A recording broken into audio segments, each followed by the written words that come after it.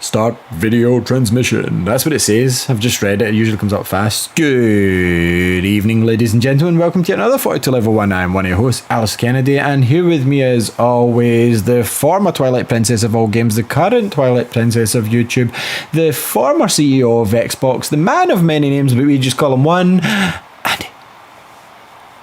Yes, Mr. Andy Urquhart here, as always, in a jubilant mood, and it's party time because England did not win the Euros. Do you know the funniest thing? My friend who's English, like, literally only just messaged me back from Sunday night. Like, usually I speak to him quite daily. I went, where the fuck have you been hiding for 2 days? And he was like, I've been fuming for 2 days. And I went, Southgate and penalties, mate. You know what it's like. Yeah, I watched the game and like So did I didn't enjoy the game that much, but like I did. It was good that England didn't win. I was pleased England didn't win. Do you know what I did? England seemed to have took over. Like, every time the Italians turned around in the first half, there was 3 English players, but then they turned it around the second half, but it was too late by that point. And then for some reason, I can't remember the wee guy's name on the left with the bleached blonde hair, he seemed to think it was American football, and instead of passing just outside the penalty box, he had to run it all the way up to the line before he turned around to pass. And it's like, there's no one explaining. He's like, is it not a touchdown? Is this touchdown? And I'm like, Tasha, why the fuck does he keep taking it like behind the goals basically to pass it? Anyway, good. I'm glad they didn't win. I really am, and I don't care. Sorry, English viewers. We would have never heard the end of it. You've always got 1966 though, guys. Always get 1966, just not 2021. Plus my wife being Italian and my kids being part Italian as well. Often. It's awesome. Yep. So it was good to see Italy win, and they were the best team in the tournament. So yeah, it's good. And it happened on my birthday, so on my Ali's birthday. My 36th level up day. So it's party time for 42 here. So we're getting party. Look at this, Ali. Look at the size of this. Look how big this is. Yeah, mine's is almost done. Oh, I'm not going to drink all of this. That's see like 8-9 years ago when we first started this, like, we would have absolutely have finished all of that during the show and then some. Oh yeah. Yeah. Definitely. There would have been a bowl of whisk and some Kool-Aid. Yes, definitely. The vodka Kool-Aid was a strong choice back in the day. It was. It was a good choice, man. Yeah. Do you know what, I would, obviously the way it's archived now, I would need to go into archive.org to listen to them for the old 42 shows. This was when we were radio only. But I can't vouch for any of the quality of those shows. I think the intentions were there, but as we get confident enough and stopped writing down basically what we were going to say, we just started getting drunk. And as you can see, that It was fun. It was good fun. It was fun, but I can't comment on the quality of those shows personally. I mean, even at the start of this though, what we've got now, our setups and the thing compared to like last year when we started YouTube back in last March, like we started YouTube properly, like we've got better as we went on. It's improved, I think. I think so. Anyway, because neither of us really wanted to be on camera for the show at first, but now this is just the way to do it, I think. I like it. Yeah, now we don't care. Nah, now we don't care. Because at first I was raging about leaving radio, now I'm like, yeah, this is just how we do it. So yes, I've had some gaming this week. You've some gaming, but the biggest news, Andy, of this week, I got my OLED pre-ordered. Sorry, Nintendo Switch parenthesis OLED model close parenthesis, which is the official name. So yeah, I'm excited. I've got the white and black, obviously, because it's kind of Nintendo Metroid Dread kind of ish one, and it matches my PS. Now I want a white Series X. That's the only thing. So if the white if the white Series X comes up, you know I'm going to get one. The weirdest thing of all, Andy, the biggest retailer in the world still has no stock of these. None. Right. So let's talk about this for a minute, right? Because there must be something to this. Because every other retailer that you could imagine Smith, to have one Game, has had it. Argos, Very, Curry's, I'm sure as well. Curry's had it as well. Yeah. It's like everyone else has had it, but not Amazon. And like the first thing I would think would be like Nintendo has had some sort of argument with Amazon about selling game cards or whatever the fuck it is, and Amazon's not going to stock this. And Amazon's not happy about it, and they're not going to sell it. But that's not the case because they have listings for it and it just says currently unavailable. So there's two things that I think this could be, right? One of two things, because all of those places that we mentioned already, they're all sold out, right? Yeah. They're all sold out, right? So I think there's two things that could be happening here. Number one, they haven't agreed on. No. Number one, they haven't agreed on how many units they're getting yet. Cool. Right. So like Amazon wants like a big fucking buttload of units of this, and Nintendo are like, oh, can we fulfill that? And they're not quite there yet with an agreement for the price and whatever, ship dates and things like that, like to make sure they can get how many consoles they can get for launch. They're not quite there yet. Or number two, Amazon is about to push play on the biggest anti-scalping thing ever, right? Which I think is probably what's going to happen. And I think Amazon is probably going to put something in here that prevents scalping from happening completely. I don't know what it is, but Amazon are clever fucking people. I doubt it. If anyone can do it, they can. Imagine this though. Even if they just went, only people with Amazon Prime can buy this. Only people with Prime can buy this. Yeah, unavailable. Yeah, I'm on the page right now as well. Like I haven't set my PC, and every time I come in, I look, and it's not there. But I think Amazon could do this, and even if they just went, only people with Amazon Prime can buy this. That way, we know that it's a registered person. Somebody's paying or having to set up a Prime account. Yep, and it's not because of it's not to make you pay money to us. Like if you want to take a free trial, you can do that, like no problem, and then you can get it cancelled. That's fine. But doing that extra step, that takes time, which scalpers don't have. Scalpers need it. It's not just that. Scalper cannot do that. A bot can't set up an account, no. So nope. Their bot's primed to follow that link and refresh it until it says buy now, and basically the bot's programmed to go buy process. What they have is access to the basket, and basically they go bang bang bang, it's bought, and they do that multiple times until they get told no more. But if, like you said, there's an extra step like sign up for Prime membership, bot can't do this because you need to confirm email address, yada yada yada. Possibly. However, what I think it more likely is that Amazon are negotiating on the price. They want to sell it cheaper than everyone else. I could see Amazon banging this out at $299. Oh, you think so? Yeah. And I think that that's an interesting idea. Yeah. And I think they're arguing with Nintendo on the price of like X amount of boxes. I totally could see Amazon dropping $9.99 and seeing the folk flood to it. Yeah, I mean, like it's going to sell out anyway. Like it's fucking 2021. If you put a console out, it will sell out. And there's enough interest. There's not like high interest, but there's enough interest in this that it will sell out. I mean, games sold out twice now. Because Amico will sell out if it comes out this year. It might actually, yeah. Yeah. Nintendo still haven't put it up, but if you know Nintendo, they generally put their stuff up like the week before it's out to buy. Like they don't do like lengthy pre-orders that often, I would say, from my experience. Most things it's like a few weeks to a month beforehand, so I would reckon September you're going to get Nintendo pre-orders up. For me it's just easier and very. Tried the Switch with Lexi. She prefers the Xbox, to be fair, at this point. So see, just now I think I'll probably trade my current Switch in, get the value for it, but I play enough on my Switch that I ain't going to be trading this till I get this one. So yeah. Like my Switch is broken.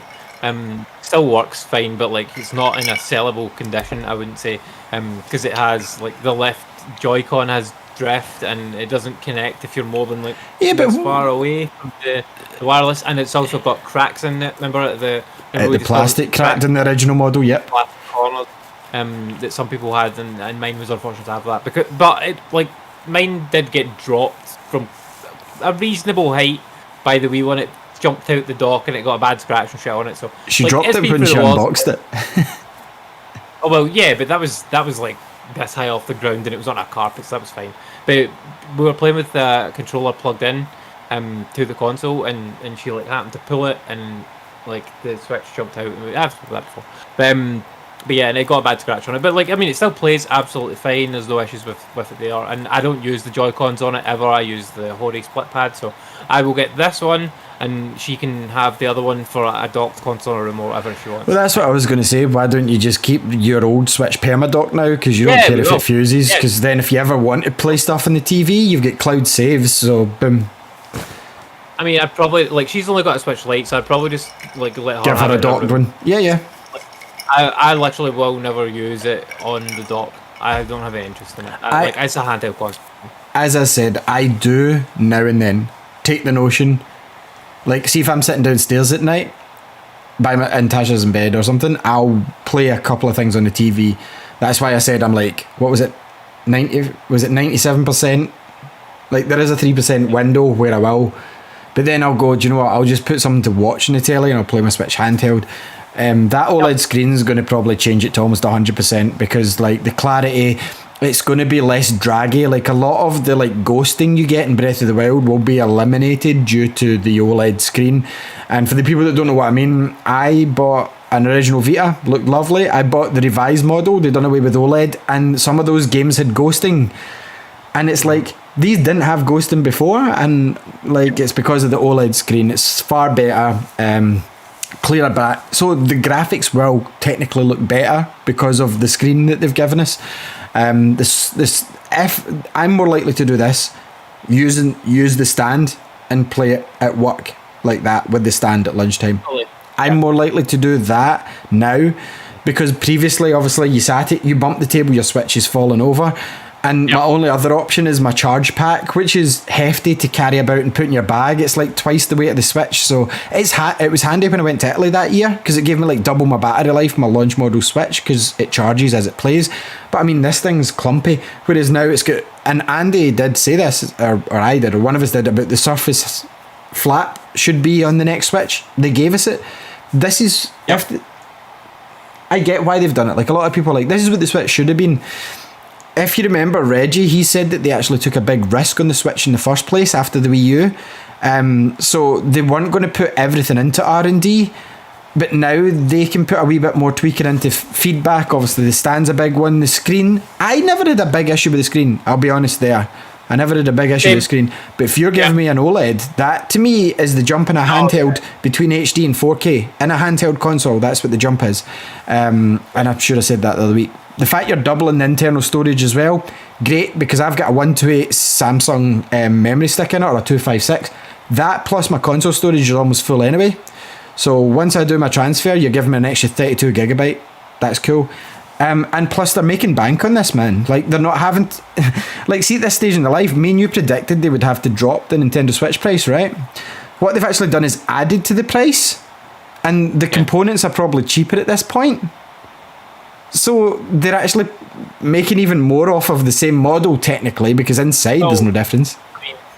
I mean the other components outside of the screen are probably cheaper. Like your back flap thing's probably dearer than the fucking piddly thing. And but it's not really.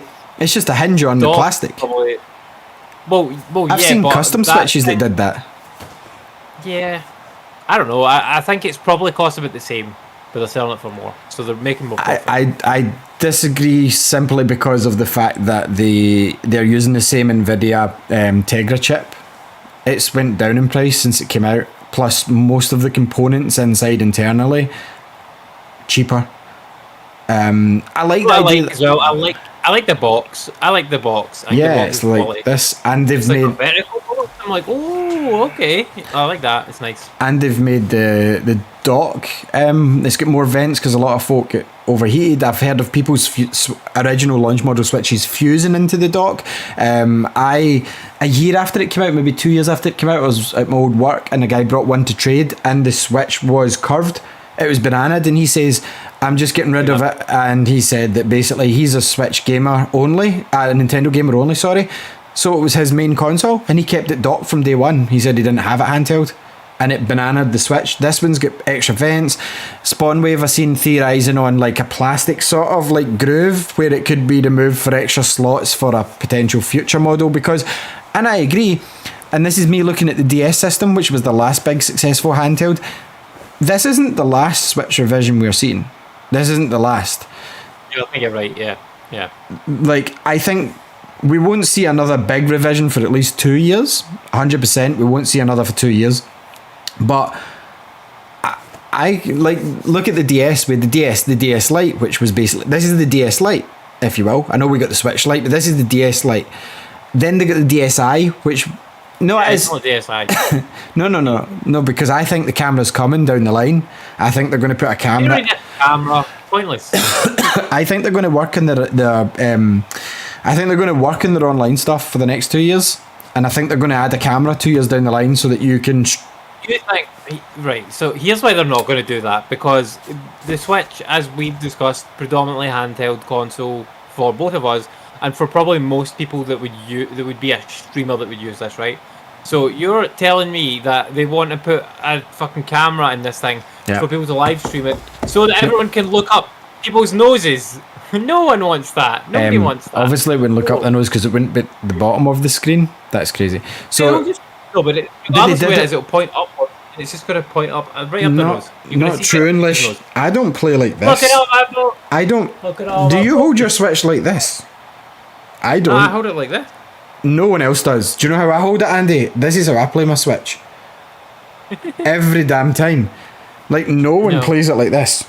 Down, No one. down below me. So every anyway, time. of course they're adding a camera because they've done it to DSi. Trust me, seen 2 years, I'll bookmark, 16 minutes 14. This is a pizza bet. I will buy you a pizza if they ever put a camera on a Switch. Excellent. Like one pizza. Can't wait. One pizza, I'm gonna order the biggest fucking pizza you've ever seen.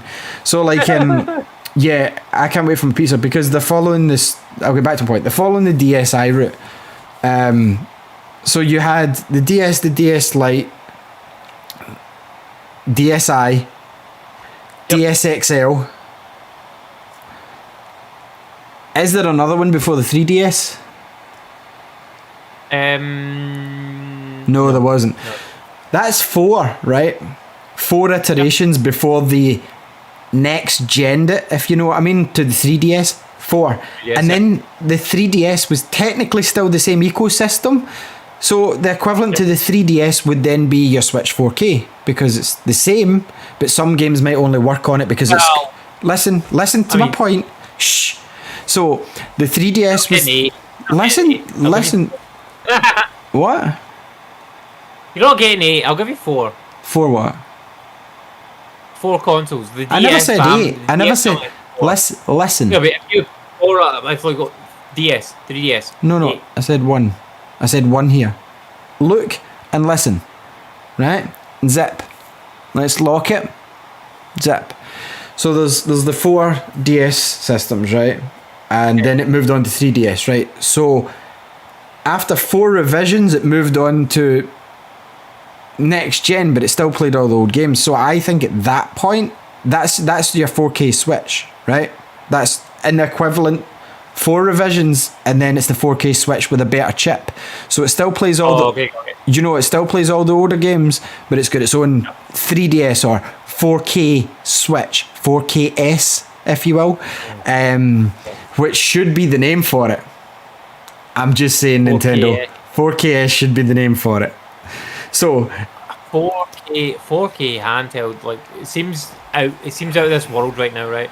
But I didn't think that I would be able to play San Andreas on my phone not that long ago. in 6 or 7 years, like when this is ready to come out, absolutely. You get like my phone's got a 4K screen. Yeah, exactly. The screen, the tech So- is there. Like even 4 or 5 years, like no issue. So you heard it here first. Nintendo 4KS.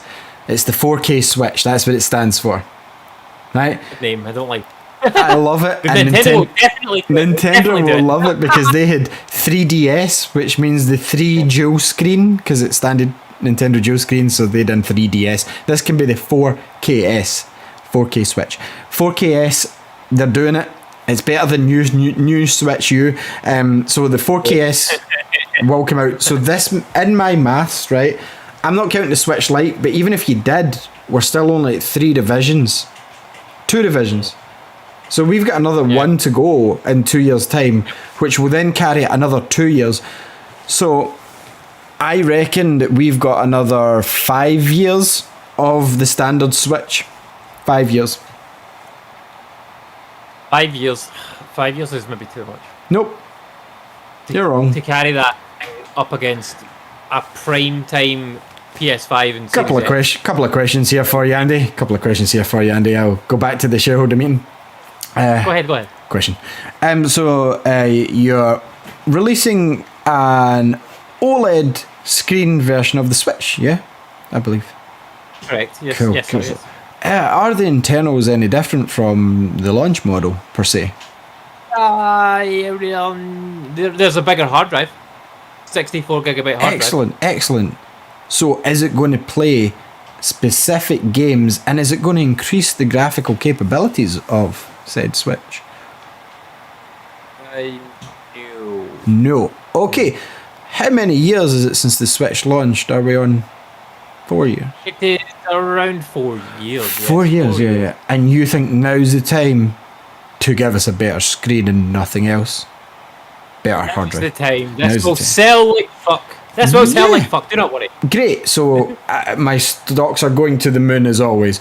So Absolutely. my second question is, Switch sales are still strong as ever, like constantly still selling. Yes, they are. You've done a revision, so you clearly expect them to continue selling and go to the moon. The moon, absolutely. That's So where we're headed. What other console 4 years after it released is still selling strong and continuing to take the top 10 charts in the United Kingdom, I will point out, at least? Well, PS4 was a big one. It did well. For 4 years in a row? I believe it did, yeah. I when believe it came out. I believe for the first 2 Until years. Until the Switch came out, PS4 was like top. Of course. top dog. So yeah, okay. So Mr. Nintendo, you're obviously well known for iterations of not only the DS but of your Game Boy series, even your SNES series got iterations along the line, various switches. So you would say that adding a new console would alienate any Switch owners, like potentially making the jump when they're still putting money into your hardware? You would say that, wouldn't you? I would have to. With your established say no user comment base. on this Okay, that's because- fine. I would say no comment on this because the team is still deep in R&D on Course. the next. Oh, I can't tell you about anything. Of course you No, can. no. Of course, no further questions on that line. I need to go. But you get my point. Like, they're Yeah, just iterating the screen 4 years in, and that's going to carry it for 2-3 years minimum. So why do you not think 5 years before we even see like a complete new console? I think we see one more Switch iteration. 2 years after that, they start talking about the next gen. If you're making money, why change it? If the console still the console sales have not slowed 4 years on. So why do they they've never been in the market to compete with the current gen since GameCube, I would argue. I would say the last in the ring competition was the 64. Yeah. So why the fuck, if this is the first one probably since the Wii that they're continually steadily selling 4 years on, so why would they look to upgrade it? Why? I think the only thing is like aside from the first party games, the games that they're going to be able to get onto the system are going to dry up, right? So like, I mean, you see it even the games that they're announcing that are not first party Nintendo games. First party Nintendo games, you never need to worry about those. They're always going to be amazing and they're always going to sell gangbusters. Don't need to worry about those. But if that's all the system has, then you've got an issue because we saw that with the Wii U. No, but like I'm talking about in a year, 2, 3 years time. If all of the third party support dries up completely, and we've only got first party, Mr. Nintendo, it's an issue. Mr. Nintendo, Yes. To do with your comment about the Wii U there, can you remind me how many million copies the console itself sold in its lifespan? I believe it was Unlucky like for some. 10, 12 No. million, 12 million, No. 13 million. 13 million, I'll correct you, because my shares are obviously in your company. Can I just point out a fact that Mario Kart 8, the re-release on the Switch, has sold more copies than the Wii U itself sold. Yes. Sure. Mario Kart 8, very good game. So very your good. comparison there is out the window, I would argue, Mr. Nintendo. No. But people will buy. People will buy There was those more franchises copies of if it's Legend of better. Zelda sold than Switch in the first year because people didn't own a Switch and were so excited. Right. So Legend of Zelda, will go back to Breath of the Wild, the big game for Switch, the big massive game. Was developed for Wii U, was it not? Indeed, yes, and we ported it to the You Switch. ported it. Which is So- a better home for it. Of course, runs better. So would you then argue that developed for Switch only Breath of the Wild game will breathe a breath of life into the Switch? Which should I be the name for the appreciate game. Breath of Life. Yeah. And that would Hold on make, just a second. that would have two meanings. Okay, cool. We haven't officially titled that one yet, but we Sure. have some very good ideas now. But that would be a perfect name for it. Breath of life. Yeah, that would actually be a good name. Yeah, I like that. Yes. But no, like with Breath of the Wild, it did very well, and people have really supported that game. However, on the Wii U, it didn't sell very well. Didn't do that well. on the Because Wii the U. Wii U was dead when it came. So Wii U, dead console, and we found that when third-party support dries up, generally the console will start to go on the decline. Generally. Now we have a Mr. huge- Nintendo. We have a huge third-party support right now on the Switch with many games coming over, including the amazing, incredible new game Saints Row the Third, very recently released, which only came out. It was only like 8 years ago before it came into the Switch. But it's It was also on released PS5 and Xbox Series X. Yes, Sure. but yes. So, but some of these other games, they In the ring with the potentially big would not be able to boys. run. Yes, some of these other games they would not potentially be able to run on the Switch. Oh, yeah, natively. you're right. You're right. Do, however, have a solution to this, which is going to be incredible to work on all Switches going forward, and it will be game streaming. Game streaming is the future. Look at Control, Resident Evil. Well, you can't play that in Europe, but you can play it in Japan. Look at all Guardians of the these. We've got Galaxy. Assassin's Creed Odyssey, game streaming. Look at me, Guardians. wow, yeah, game streaming. That coming away from my Nintendo president man. This is brilliant. Now, It's your best new For character. me, I like being the shareholder. for me, I know. For me though, like for me, Andy here. Hello. I don't think the game streaming is going to take off for Nintendo because the console is predominantly played handheld. A lot of people play it when they're kicking about on trains, buses, whatever, planes when they're traveling from X place to Y place, back of cars when they're on their way on a road trip, things like that, in a caravan when they're on holiday, that sort of stuff. The Switch is perfect for all of those situations. But Mr. not if Nintendo, you can I make only one last play point the- before Andy speaks again? Yes. You keep comparing the Switch to the Wii U. Yes. Mr. Nintendo, did the Wii U have Fortnite? Yes, there was no Fortnite on No. No. No further questions. But again, it's the third party support, like, and we've even seen with Fortnite, it's gotten like a new Kids version. don't care as much as us. It's the cheaper and Possibly. easier.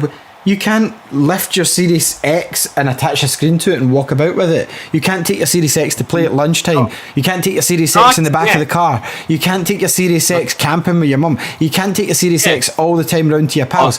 But you can take your Switch anywhere you want. You can take a Switch Lite. So Nintendo are grouping in the Switch Lite to this, the OLED to this. There's the whole point of this was me just saying that we're getting another 4 or 5 years of this current iteration of the Switch. I'm saying we will get another revision in about 2 to 3 years' time, but we're getting another 4 to 5 years of this. I guarantee it, because I don't think Breath of That's the Wild why 2, which isn't even named yet, is coming next year. Metroid Prime 4's 2023 at the earliest. Bayonetta 3 doesn't even exist yet. All you need is one big game a year. Splatoon 3 next year. Boom. Yeah. Mario Odyssey 2 will drop Oh. at some point as well. Then you've got Pikmin 4, niche crowd love it. Nintendo don't need the money, this is the big difference. And the fact that their current hardware is still selling without a price drop, Andy. Are you telling me the PS4 4 years on didn't cut its price? Several times. It absolutely did cut its price at least twice. I will Point say, made, Your though, Honour. that- yes, I will say though that the technology is going to outstrip them for other third-party games, and Nintendo will fall behind. This is why I think they will release a new console in 2023. Following one more revision, I think you're right on that point though. You'll get one more small revision of this OLED model to be, I don't know, something else. some slight tweaks to it, like you know, So like you the think new the battery model switch. So you I think the there'll be a slight- 4KS is coming out 2023 in 2 years' time? or okay, maybe 2024, right? Like at most though, like because that would be 2024. End That of would be 7 years 2024? after- End of 20? Yeah. Well, Nintendo doesn't like to release the end. They like to release kind of So early. 2.5 years away from this, we're going to get another one. So you Well, don't think early yeah. 2025 more realistic? No, early 2024. Early That's 2024 is 2.5 years away from launching the Take it OLED to the Switch. bank. No, Take it to the bank. no. Take it to the bank. 4 years. 4 years is too much. No, Like, it's already been 4 years. It's You not. can't go 8 years. You for a Switch can, life cycle. and it's happened before. You can. Oh. Look at the Wii. This is selling more mean, than the what- Wii. It is selling more than the Wii, but the Wii was shit towards the You've end of got that to game. remember, and Really people terrible. keep forgetting. See the 4K Nintendo crowd. Nintendo don't give a shit. They do not care what you want. To a point, they do not care what the current market is a better way of putting it. Nintendo are going Yeah, to Nintendo. Always. Totally. And I'm not part of the 4K like crowd. I don't need 4K handheld. That's fine the way it is. And OLED screen makes it better. I'm more concerned about the fact that there's going to be no third-party games on this. And what Nintendo probably want to do going forward is to have third-party games cross-play across this against the cross-play. Do they care? Look, all that they shit. don't give a shit about online. They don't. They do. So they've got Smash. They've got Mario Kart. They care about it for their own games. Well, yeah. Is the Switch still selling? Indeed, it was Switch, very strong sales. Yes. How many shareholder mics do man. I need to drop? Shareholder. Ahead of the company. So, like, your Switch Switch is still sells very well, selling, very well. right? Regardless of, Indeed, as yeah. you're saying, your third-party library is starting to decrease due to the system capabilities. So, if profits are still high and you're just releasing a new model that's going to make them go higher because of the price point, you've not had to take one price drop in 4 years of your console. Yeah, Why so would you not Switch, extend very the life strong. cycle, Mr. Very strong. Nintendo? We will have the life cycle go on as long as people want it to go on for. It is the evergreen console. 4 years. Four 4 more more years. years. 4 More more years. years. Yeah. Honestly, I can't Yeah. see 4 years. I said 5 earlier. I'll take away 1. 8 years. I mean, I could see it, right? They're I would comfortable. like to see a new one. Like, they are. It's not like Sony who could go bankrupt at one wrong move. Like, they're starting to make progress back, but remember Sony nearly went bankrupt. That's why Marvel ended up back with Spider-Man. That's why, like, all their stuff got leaked and they kind of filtered out their divisions and focused on PlayStation. I'm not saying the PlayStation division isn't successful, because it absolutely is, but Sony as a company, Nintendo as a company is in a stronger point than Sony. I'm not saying Microsoft, because that's just stupid to say that, but Nintendo as a games-only company is in a much stronger position.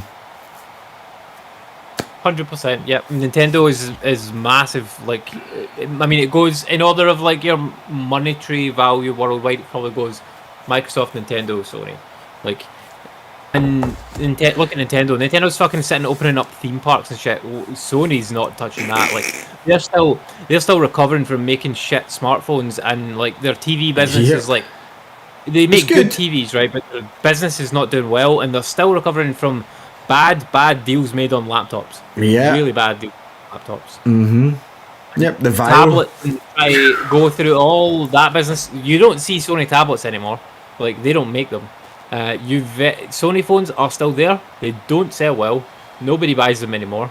Like, people buy Samsungs. Sony failed as a phone maker to make good phones for at least 4 or 5 years, and in that line, you're fucked. You're done. You cannot make another phone. So Sony is now focusing solely on PlayStation, and PS5 has had an interesting launch, and it's done well, but also really badly because they haven't been able to get enough consoles out there. But yeah, it's a good console though. All 3 consoles are great. Like, honestly, they're all great. It's fucking. If you don't own all 3, buy all 3. That's If you can. Listen to First World, Andy. I know. Like we're fortunate enough to be able to afford these things, thankfully. But I mean, you can if you can't afford the new consoles, then get the last gen ones because like an Xbox One S. In fact, don't buy an Xbox One S. Just buy a Series S at this point. Series S, a PS4, and a Switch. I'd say get a One X. I mean, I would buy a Series S. Storage. Game Pass. Fine. Storage, the disc slot. What's Game Pass getting you on the Series S that the One X can't, apart from the medium? I mean, I'm just thinking of the speed. Look, the speed is good, game changing. But you've got like 2 megabytes to store, like a language or something on the Series. You can only play like 3 or 4 games at a time, but that's fine. If ifs and buts were candy and nuts, then every day would be Christmas, Andy. But that's not the fact. Like, it's not enough storage. Like, it's simply not enough. So anyway, I would say get a One X, get a PS4 Slim, and get a Switch Lite if you can't afford it. Yeah, I mean, chances are you've probably already got one or more of those, but buy the one that you're missing, and then you're covered. At the moment, there's not a lot of big reasons to get into next gen. No. Totally. I know I'm currently in a debate with Matthew Bradford and Frederick Rojas on Twitter about the Returnal. Everybody that watches this knows my views. Matthew seems to love it. Frederick's kind of swaying on it at the moment. Like, he's at the point where I gave up, although he's probably further than me, because I was like, it's beyond my capabilities of doing this, and I have not made progress in 4 hours. I could have made 4 hours progress. This is my argument, if Matthew's watching. I could make actual visible progress in any other game, be it Sonic the Hedgehog, be it Mario, be it Zelda, and I can go, I've accomplished something, my character's progressed. In Returnal, I'm like, cool, I've kept 3 items for the past 10 hours, like, and you seen my playthrough, Andy, that night. So yeah, I'm not great at it, but I had mastered the entire first level, and it depends on your run. Yeah, totally, and that's what frustrated me about it. And I only played it for like an hour or two, maybe. And I wouldn't ever go back to it because like I've obviously played a lot of Bloodborne on the videos you can watch on my channel. And that game, although you still face that same frustration, you might go through and play for an X amount of time and then die and then have to go back. But there's a respawn point. There's a respawn point you get, and it's never that far away. Like, I've never lost more than 1 hour of progress, and I think that's about as much as I could handle. And even then, it's like I've chosen not to go back. Do you know what I mean? Like in that game, like I could have gone back at any point, and I didn't, and I risked it to try and get greater rewards, and I failed. And I still have, and even in Bloodborne, it gives you the chance to go back to reclaim what you've lost. And the enemy patterns are predictable and not random. So you're, regardless of whether or not you die, you're still learning how the enemies are behaving within the level. So the next time you're going to be better prepared to go in to do better. And Returnal doesn't have any of that shit. Like, okay, the enemies might react the same. The enemies react the same. They're in different places. And you might enter the same room at the other end, or you might enter on the left-hand side. And or you might get different combinations of different enemies. You might not even have a gun for the first 3 rooms, like a decent gun. Exactly, yeah. So yeah, I mean, it's a nice looking game, and like the gameplay part of it's fine. Haptics but I is don't great. like the mechanics of the game. Yeah, totally. No, and my point is I can fire up another game, make progress and go, do you know what? I know where I'm at. I'll pick it up tomorrow night, see in Returnal. Start again every time. Do you know what actually makes a lot of sense, right? Like, so Matt really enjoyed the game, and Fred's like kind of having a middling time with it, and you didn't like it that much, although you still persevered, and I didn't really like it. It's random. Yeah. So it depends on your experience. Exactly, they might have had a much better experience because of the way that things were thrown at them. And the way things were thrown at us, it wasn't enjoyable to our particular playstyles. So I gave it 13 hours. I didn't just quit. Yeah, you did, yeah. I know. I did. I was like, no, not for me. It's the reason I quit was live on stream. You can watch my reaction on this channel. I checked my save time and you can see me breaking. I think it's in my Returnal Resident Evil video, and I was I have never felt that deflated with a game, Andy. And you can see it in my face that I'm like, I've spent you're how 13 long? hours in, but you're at the very fucking beginning of the game again. Yeah, It's and basically I know, like getting a game over in an old game and like, Yeah. going like, oh, start again. So like, And that's demoralizing. as Matt said, like, you get to level 4 and you can start at level 4, but there's only like 6 biomes in the entire game, so you have to play 3/4 of the game before it allows you. And I guess that's because the last 2 are kind of the final areas, and then you can go back and collect stuff. But I mean, level 1, you can see my playthrough, I didn't even find it overly challenging, depending, do you know what I mean? But if you get a bad run, it screws you at every point. And that's what happened to me, and I was just like, I'm just not equipped to beat this boss. I mean, you seen me take the boss down to his last health bar, maybe a quarter of his health left, and I'm like, this isn't... I would say it was maybe 40% skill that I was lacking, but 60% was just sheer luck of what I'd picked up at that point. So like only 40% of it was me not being skilled enough. The other 60% I was prepared. I knew all the enemies' movements, I knew the boss patterns. So it was just 40% like blind luck. Like, do you know what I mean? Like 40% was just my skill. 40% was like, a game shouldn't come to me breaking it down like that ever. I was having fun till I realised I've put how long into this fucking game, and I'm like, you can complete Resi 8 in that, so I need to put this game the fuck down. That's my opinion. Here's my question for you as a follow-up to that. Question. Yes, yes, sir. Did you, after you dropped Returnal, did you then go back to Resident Evil and beat it? Right. So, you know the answer to this trick question, Your Honour. You do know the answer to this question. I get stuck at Resident Evil 8 and I went, I've had enough. Resident Evil 8 I never planned to pick up and play and finish in a week. I've never done that with Resident Evil 8. Or any Resident Evil. Resident Evil 7 took me a year. 3 months. Resident Evil 7 took me 3 months later. Resident Evil 7 took me a year. That's because it was terrifying. I had to play that in small chunks, and in Scotland we only get like a month of sunshine. A month. The rest of it's all dark. It's like Iceland. Darren, one of our friends, can and has finished Resident Evil 8 in 3 hours now, Andy. He is trying to get it under the 2 hour mark. He's like, fuck's sake. He's now at the point where he's like, I can't do any faster unless I use speedrunning techniques, and he's starting to study them, like throwing a grenade to push you through a wall to fight a boss early. That's the point Darren's at with this game. Big respect to that man. When you know what? Right, I would just as a side point, I would fucking love to see Darren do like a speed run of that game. He's going to record it for us. He said he's going to record and send it to me. He should just live stream it. Like, it'd be fucking hilarious. He wouldn't do that because. Well, actually, no. You might need to censor it. Yeah, it wouldn't be edible. So what's going to happen is he's going to do it, and I thought me and you could do a commentary over Darren's literal. I'd love to do that. That sounds fantastic. Yeah. And we could do that because Darren, like when I've known Darren for years now as well, and so have you. But like when me and Darren kind of stayed together at Ish, Darren stayed at mine for a bit, then he got his own flat. Like Resident Evil 2, and he had a PS1. Like I had my PS3 at that point, I'd imagine it was. Yeah.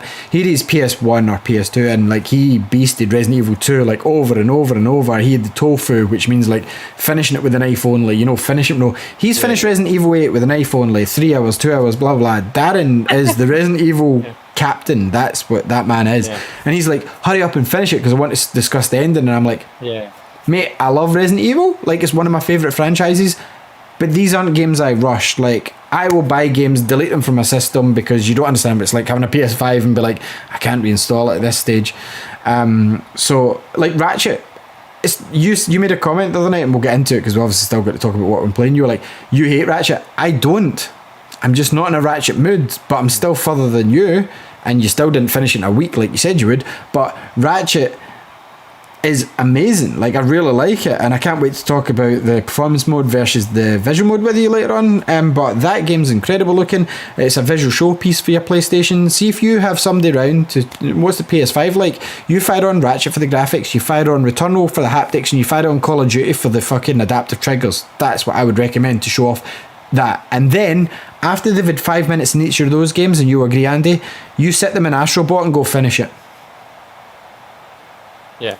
That's the PlayStation 5 experience right now. But anyway, back to Resident Evil. Great game, but no, I haven't been back to finish it. But Returnal was the point. I will finish Resident Evil 8. I will. Returnal, I believe you. Returnal I bought it digital, and I'm like, do you know what?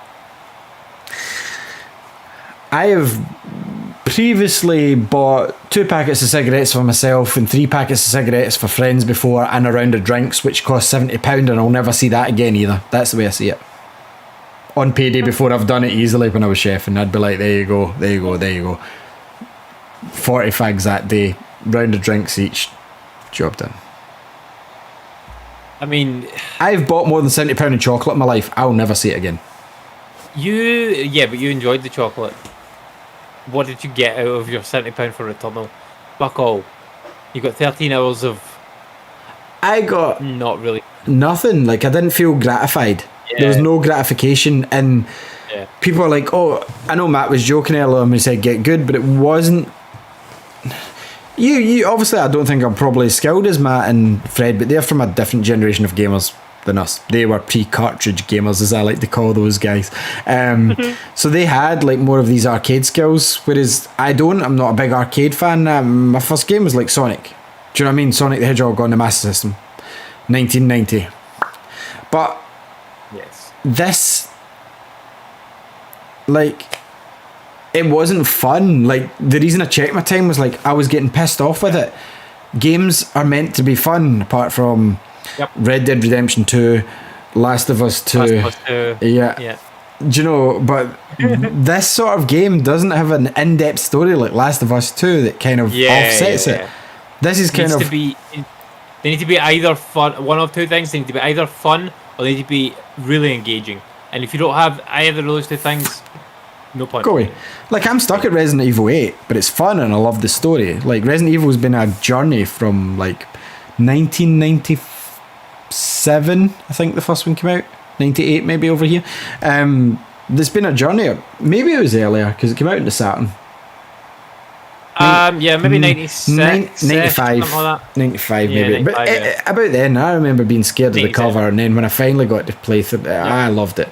Resident Evil 1, 2, 3, 4, I bought a GameCube for to play. 5 was okay. 6 didn't even mind that much. Folk hated it. And then 7 was just incredible, but like, yeah, Returnal's just not. It's not the start of a good franchise. It's not a good protagonist. It's frustrating as fuck, and it's not because I don't think I sucked too bad at it. Yeah, no, you're not that bad at it, and like I didn't feel I was doing too badly at it either when I played it. Like obviously I died and didn't really make any major progress, and but neither did you in 13 hours. And that was definitely a frustrating thing about it. But here's my question for you about that one specific game: do you now wish that you bought it physical instead of digital? Nah, I've done this before. Like, I'm a digital gamer. I have been since the 360. You've seen my back catalogue of 360 games. I was digital day one. The first time the digital game came out, I didn't give a shit what it was. I think the first digital game I remember releasing on the PS3 was like Sirens of Fear, and it was some shitty episodic horror fucking photographer game. I bought that. Like, Siren Blood Cost it was. Yeah, that thing. Yeah. That was one of the first digital games here. First. Terrible game. Awful, but I bought it. But I'm all for the digital era. I don't regret it. More of the money goes to the publisher and like whatever. Okay, like fair enough. They can make another Returnal that you won't like.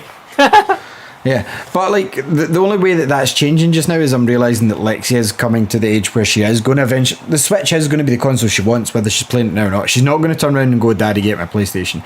If she does, there's a PS4 upstairs. But like, the Switch is, right? And I'm now realising on the Switch more so than the other consoles, I wish I'd bought cartridge. Digital shit. Yeah. Digital will be fine for games like No More Heroes. Lexi will not be playing that. Like Final Fantasy, I doubt she'll be playing that. But like, see when it comes to like Mario Kart, well, I've got Mario Kart, but like Splatoon, I've got it digital. But if I had that in a cartridge, I could go, here you go. Yeah, but you're not going to play the old one when the new one comes out. So when the new one comes out, just buy a cartridge of that instead. Splatoon 3, I will buy a cartridge, yeah, but that's what I mean. Like, it's fine for Switch, but the only thing is laziness. But on the Switch, because it's handheld, it's not as bad. Like, it's in your hand. Okay, it's behind the telly for some, but like on the Xbox and that, it's getting up, going in your cupboard, getting the disc out, ejecting the disc, putting the disc in, taking the other disc out, putting it back away, sitting back down. Fuck that. I just want to go next game. First world problem. It is. But this, ladies and gentlemen, the laziest man in the entire world. But I've been digital since PS3 early days. Yeah, I know. Yeah. That's like what, 2007, 2008. PS3 came out. So you're talking like I've been digital for a decade, Andy. My digital decade. That's my autobiography. Not entirely digital. I would say 80% digital. These days it's about 100% digital. I can't remember the last time I went to a shop day one to buy a physical game. Zelda's a different situation. Zelda, I'm getting physical because the Steelbook and whatever else has come with it. But yeah, I can't remember the last time I bought a physical game or went and picked a physical game up. I literally can't. Well, no, because you buy you get the thingy. Tony Hawk's. No, not that. What's it called? The Evercade. Those are physical. Sorry, I should be clear. For my Series X and PlayStation 5. Can't remember. But I tell you what it was. It was Demon's Souls because I wasn't 100% sure on it. But if I knew that I would enjoy it, I would have bought that digital as well. But anyway, I like being digital for that reason. My PS5 is behind my TV, my Xbox behind my TV, my games are in the cupboard underneath. I don't want to have to, because my couch kicks out. It's got a foot thing, so I don't want to push that in, go all the way over, push eject, put the disc in, put it in. No, I just want to go next game. I won't have to do that. Again, handheld it's different. You can just go boom, cartridge in. Boom, cartridge in. I'm sure I've spoken about this before, but like I can operate on a bit of both worlds. Where if I decide, depending on the game, if I'm going to buy it physical or digital, and if it's going to be a game that I'm going to play more than once or like over a long period of time, then I will happily buy it digital day one, no issue. Like I bought No Man's Sky day one digital. Was that the best decision? Maybe not, but I have played it like years later. So yeah, that worked out. Final Fantasy VII Remake did that with that as well. I have played that again a year later than when it came out, after I beat it. Same Battlefront, Star Wars Battlefront 1. We bought that and played it shitload. Loads. Had it digital day one. Batman Arkham Knight. Loads. I played that for months. Absolutely, like hours and hours and hours. So like those type of games, yeah. Like, and I don't know that I've really been burned on buying a digital game day one at all. I think I've made my purchasing decision for those games very well. You have. You're a more cautious digital gamer. But see, for me, there's been. I want it, I buy it. I want it, I buy it. Yeah, I want it. It's Ariana Grande. Yeah, but like the thing for me was PS3 era, when I wasn't fully digital, there would be times where I would buy a game. I can't think of one, for example, so we'll use Killzone. Not that I ever like that, right? I would buy Killzone, play it for a bit, trade it in. Then I would go and buy it again. Then I'd play it for a bit. There's been games, Andy, I've purchased 4 separate occasions just because I'm in the mood to play it, right? Yeah. But see, since digital, the reason I've not regretted any purchase ever, even Rory McIlroy Golf, is because there'll be times where I'll go, do you know what? I am in the fucking mood to play Midnight Club Los Angeles or something random like that. And if I've got it in my digital collection, I go download and there it is to play. Do you know what I mean? Like, I'm sitting at night, 1 in the morning, I'm like, I need to play a random ass game. What the fuck have I got? If I didn't have them digital, I wouldn't be able to play them, but I can go, do you know what? I do want to play like Ratchet and Clank 2016 again and finish it. And do you know what I did? And see, since I've had 2 kids now, it's not easy at 3 in the afternoon to go, I'm going into town to buy a game when one kid's at nursery and I need to pick her up in about an hour and another one needs a nap in half an hour after that. So it's like, do you know what? I'll put him for a nap and I'll just download Ratchet and play it. Do you know, that sort of thing? These are just example games, but there's been several times before kids and stuff like that where I'd be like, I really want to play Red Faction. Oh, I don't have it. I'll need to go out and buy it again. And if they don't have it in the pre-owned shop, I have to buy it new because my hankering for that game is real. So I've purchased it twice new. It's happened several times to me.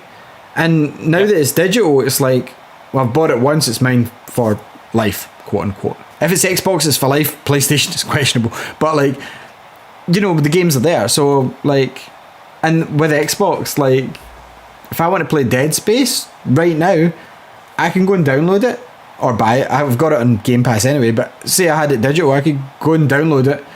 My saves are all there. Do you know what I mean? Whereas if I'm buying physical, okay, my saves are there. But if I want to play it right now after the show, how the fuck am I going to play it? I'm not. I'm going to be off tomorrow, and it's like, when the fuck am I going to get out to buy it? Or I can press download. My collection is at hand, is the difference. Yeah. Yeah. I bought the license. My license is, the way I see it is I'm buying game licenses. I've got a license for these games, and I'm not trading the license back in. That's just my license. 10 years time, if Returnal does something crazy or they release something great for it, I can download Returnal, hopefully. PlayStation, who knows, but you know what I mean? Like, if I want to revisit the old Gears of War games with you, they're all digital, they're all sitting there. Even before Game Pass, my digital collection was always there. Do you know what I mean? That's the way I see it. So, no, I don't regret any digital purchase I've ever made, apart from, well, I do. Which one? What one do you... I'll go get a drink and you can theorise what it is. Okay, so he regrets one digital purchase. I'm going to think that it might be Minecraft. Minecraft story mode specifically. Because Minecraft, he's going to get his money's worth out it when his kids get into it. And he bought those drunkenly one night and bought all these fucking DLCs, Mass Effect DLCs and Star Wars DLCs and all this. And he bought Minecraft and bought the story mode. And the story mode's terrible. And I'm going to bet that it's a story mode that he absolutely regrets buying. Because nobody should buy that. I got that game, and I'm sure I bought it physical, and then traded it after I platinumed it, because you can platinum it in like a couple of days, because it's a short game, and it's a fucking bad game, even for a Telltale game. It's shit, terrible story, and like the graphics are not good in it, because it's Minecraft. That works for like the survival game, does not work for this adventure game. Really bad. So I'm gonna bet it's that one. But yeah, like for me, I always buy physical generally, and for day one games. And what I typically do is I'll buy the game physical day one. If I don't like it, then I've got the option to sell it. Prices are always decent for it, like when they've just come out. So it's kind of me hedging my bets on whether I don't like the game or not. But also, like, if it's a single player game specifically, it gives me the option once I've completed the game to then trade it in, because chances are I won't play it again. Or in this case of some games, like what I'll typically do is I'll buy the game, play through the story, then trade it in, and then I might buy it again digital once it goes on sale when DLC comes out, or when I feel like going back and playing through the side quests of the game and finishing off the trophies or whatever it might be. And I've done this many times with many single player games. And it depends on the franchise as to which ones I do that with. Like Assassin's Creed, I'll do that with every year. And typically I will go back to it and buy the digital version later. So I did it with Odyssey. I didn't do it with Origins, actually. I never went back and played that DLC. But I've done it with, I'm sure I did it with Black Flag and Syndicate and all these ones. And I will do it again, 100%. Like Horizon, I'll do that with. Hopefully they've got a better save transfer system for the new game. Yeah, games like that. So what was the game, Ali? So I had muted you completely, so I don't have a clue what you guessed. But there was only one game that I ever regret buying. Obviously it was back when I used to a lot and buy stuff.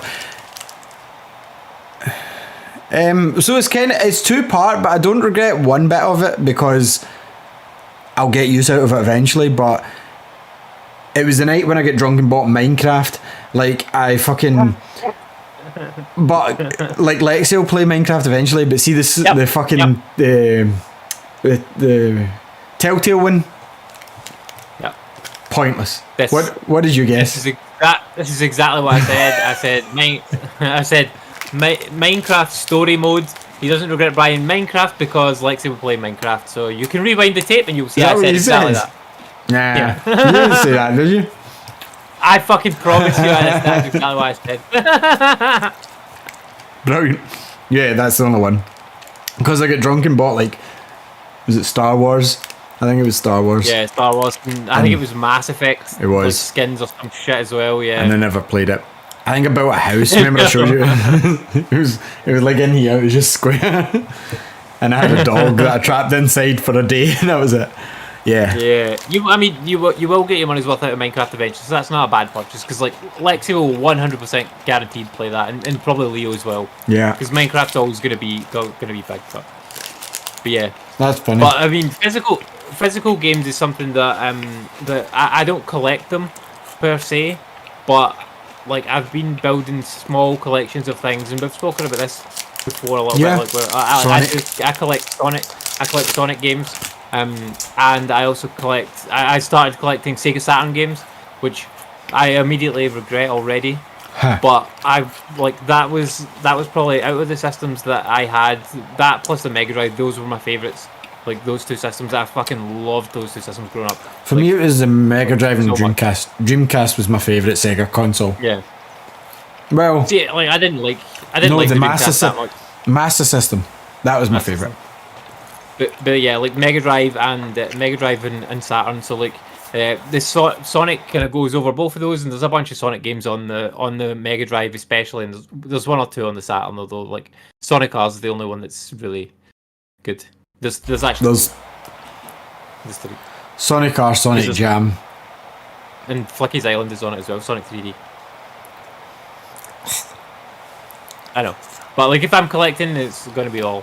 But yeah, so like getting back into that a little bit, and like it's kind of got me looking at things, like Mega Drive games and stuff like that I used to own when I was younger. I'm like, oh, like I'd like to have that like as part of like this collection. And I don't want to collect every Mega Drive game. I don't like. There's too many. Saturn games, there's not that many, although some are very, very expensive. I used to have I sold it to you, in fact. I used to have a spindle with like a load of games. I think you moved that on though, but there was loads. Yeah. I don't have any of that stuff anymore. Like I sold all of my retro stuff when the Wii one was maybe like 1 or 2, like something like that. Like because I think I'd moved out my flat, hadn't I, in with Tasha, and I didn't have room for all my Sega stuff, and I literally just went, mate, just take it all. That was before retro went through the roof price wise, though. To be fair, there wasn't like a high market on retro back then. I mean, I bought it off you. Like it's not like you gave it to me. Like I paid a fair price for it. I have given away consoles before. Yeah, good deal. Yeah, me too. And it was a good deal you got on that Sega stuff. It was totally, yeah. Mate, totally. I would give it away to you, but I need to make some money back deal. Yeah, no, totally. If I mean, if either of us had kept that now, it would be worth probably at least 5, maybe 10 times as much as it was. Easily, because it was all working. There was Virtua Cop, Light Gun, Saturn, Dreamcast, I believe. Yeah. And I mean, you got some stuff back off me at one point, like because like I'm sure I gave you down a Mega Drive, and I got a Mega Drive off you. Shaq Fu and stuff. Yeah. I've still got your Shaq Fu. Yeah. Handcrafted by Bethany. I've still got Shaq Fu. That's why I got rid of it. Because I didn't have anywhere to store it, and like it was sitting in the living room, and the kid was just drawing all over it, and I'm like, I need to move this on. And you gave me your NHL hockey. Yeah, good game. Which is your favourite ice hockey game? Yeah, like, but anyway, a lot of that stuff, like, I'm going to pick up a lot of that stuff again, just in passing, whilst I'm like looking for Saturn and Sonic games. So, but yeah, that's a kind of preview for what's going to be coming up for our one of our new series. That's going to be the Payday Pickups video. Can't wait to do that. Some of these type of things in it. With us doing that, are you like buying physical games for that, or are you buying digital games? That's my question. I've got a couple How do you display a digital game? I've got a physical game coming on Friday. Okay. Metroid Dread, I'm getting a special edition for. I will be getting bits and pieces. Streets of Rage 4, I'm going to be buying a 5th time actually. No. I bought it in PlayStation 4. It's on Game Pass. So I bought it in PlayStation 4, I bought it in Switch Digital. I bought the Collector's Edition, the Ultimate Edition. Yeah, this is my 5th copy of it I'm going to buy, which is with all the updates and all the DLC. It's not nuts. This is all the DLC. Like, I love Streets of Rage. Streets of Rage 4 is amazing. I was playing it today at work with touch controls on Game Pass. Doesn't work very well. But yeah, Yeah, so that video will be coming within, I would say, probably within the next week or two. Probably within the next week, I think we'll be able to get that done. There's potential another video coming. I don't know if I'm doing it tomorrow, but I'm meant to be playing Mario Golf versus Fraser. Ooh, exciting! Nice one, nice one. So that should be coming. I did not pick up Mario Golf. But by the way, we should move on and talk about what we've been playing, because we've just been ranting back and forth about this or that for the last, I think, hour. Whose turn is it? I have no idea. I think it might be mine, maybe. Go with you. Cool. I mean, so I haven't played a whole lot this week. I've been dabbling away at more Fortnite. That season. Were you in is not Avengers this great. week, or was it just Ian? Sorry. No, was he on Avengers? Oh, I didn't realise that. Yeah, I seen him on Avengers though, yeah. because Ian, for some reason, Yeah. like you starred on most of my consoles. You and Fraser for Yeah. everything. Sorry, Yeah. Ian, but like Ian pops up before most people on my Xbox. It's always saying Yeah. Jesus Nelson, and I'm like, oh, he's playing Avengers, and I instantly every time I see what Nelson's playing, I'm like, he must be playing Randy and Mark. So, no, not for you. No, I did not play Avengers. No. Been playing Fortnite with the guys. But yeah, I'm not enjoying that season very much with these fucking aliens and the spaceships and all this I bullshit. Like, I don't played. I got to maybe level like 20 odd, like the first month. I'm like, yeah. do you know what? I'm not into this season again. I'm more into it than last season. Last season was atrocious, but I want to get Superman. I'm kind of tempted to get LeBron Space Jam when it's coming. Have you Yeah, seen that's cool. The Twin Squad one. Yeah, I like that. Yeah. it? And then like, obviously I've still got issue 6 to arrive to redeem my Armored Batman, which I wanted, but that's nothing to do with this season, the comic. It's just, it's not enough. It's not enough changes this season. Like I know there's aliens that abduct you, but I need more. I need more events going on. I need something happening here, and here. And I am done with video game grind. I was discussing this with my pal from Falkirk the other night. He was talking about Diablo. I was like, Diablo's a series I always wanted to get into. And he goes, oh, looty, grindy, can't get enough. And I went, I'm done with loot and I'm done with grinding. I don't want 100 machine guns. I want one machine gun that's decent. Like golden idols, there's your machine gun. End of story. There's your pistol.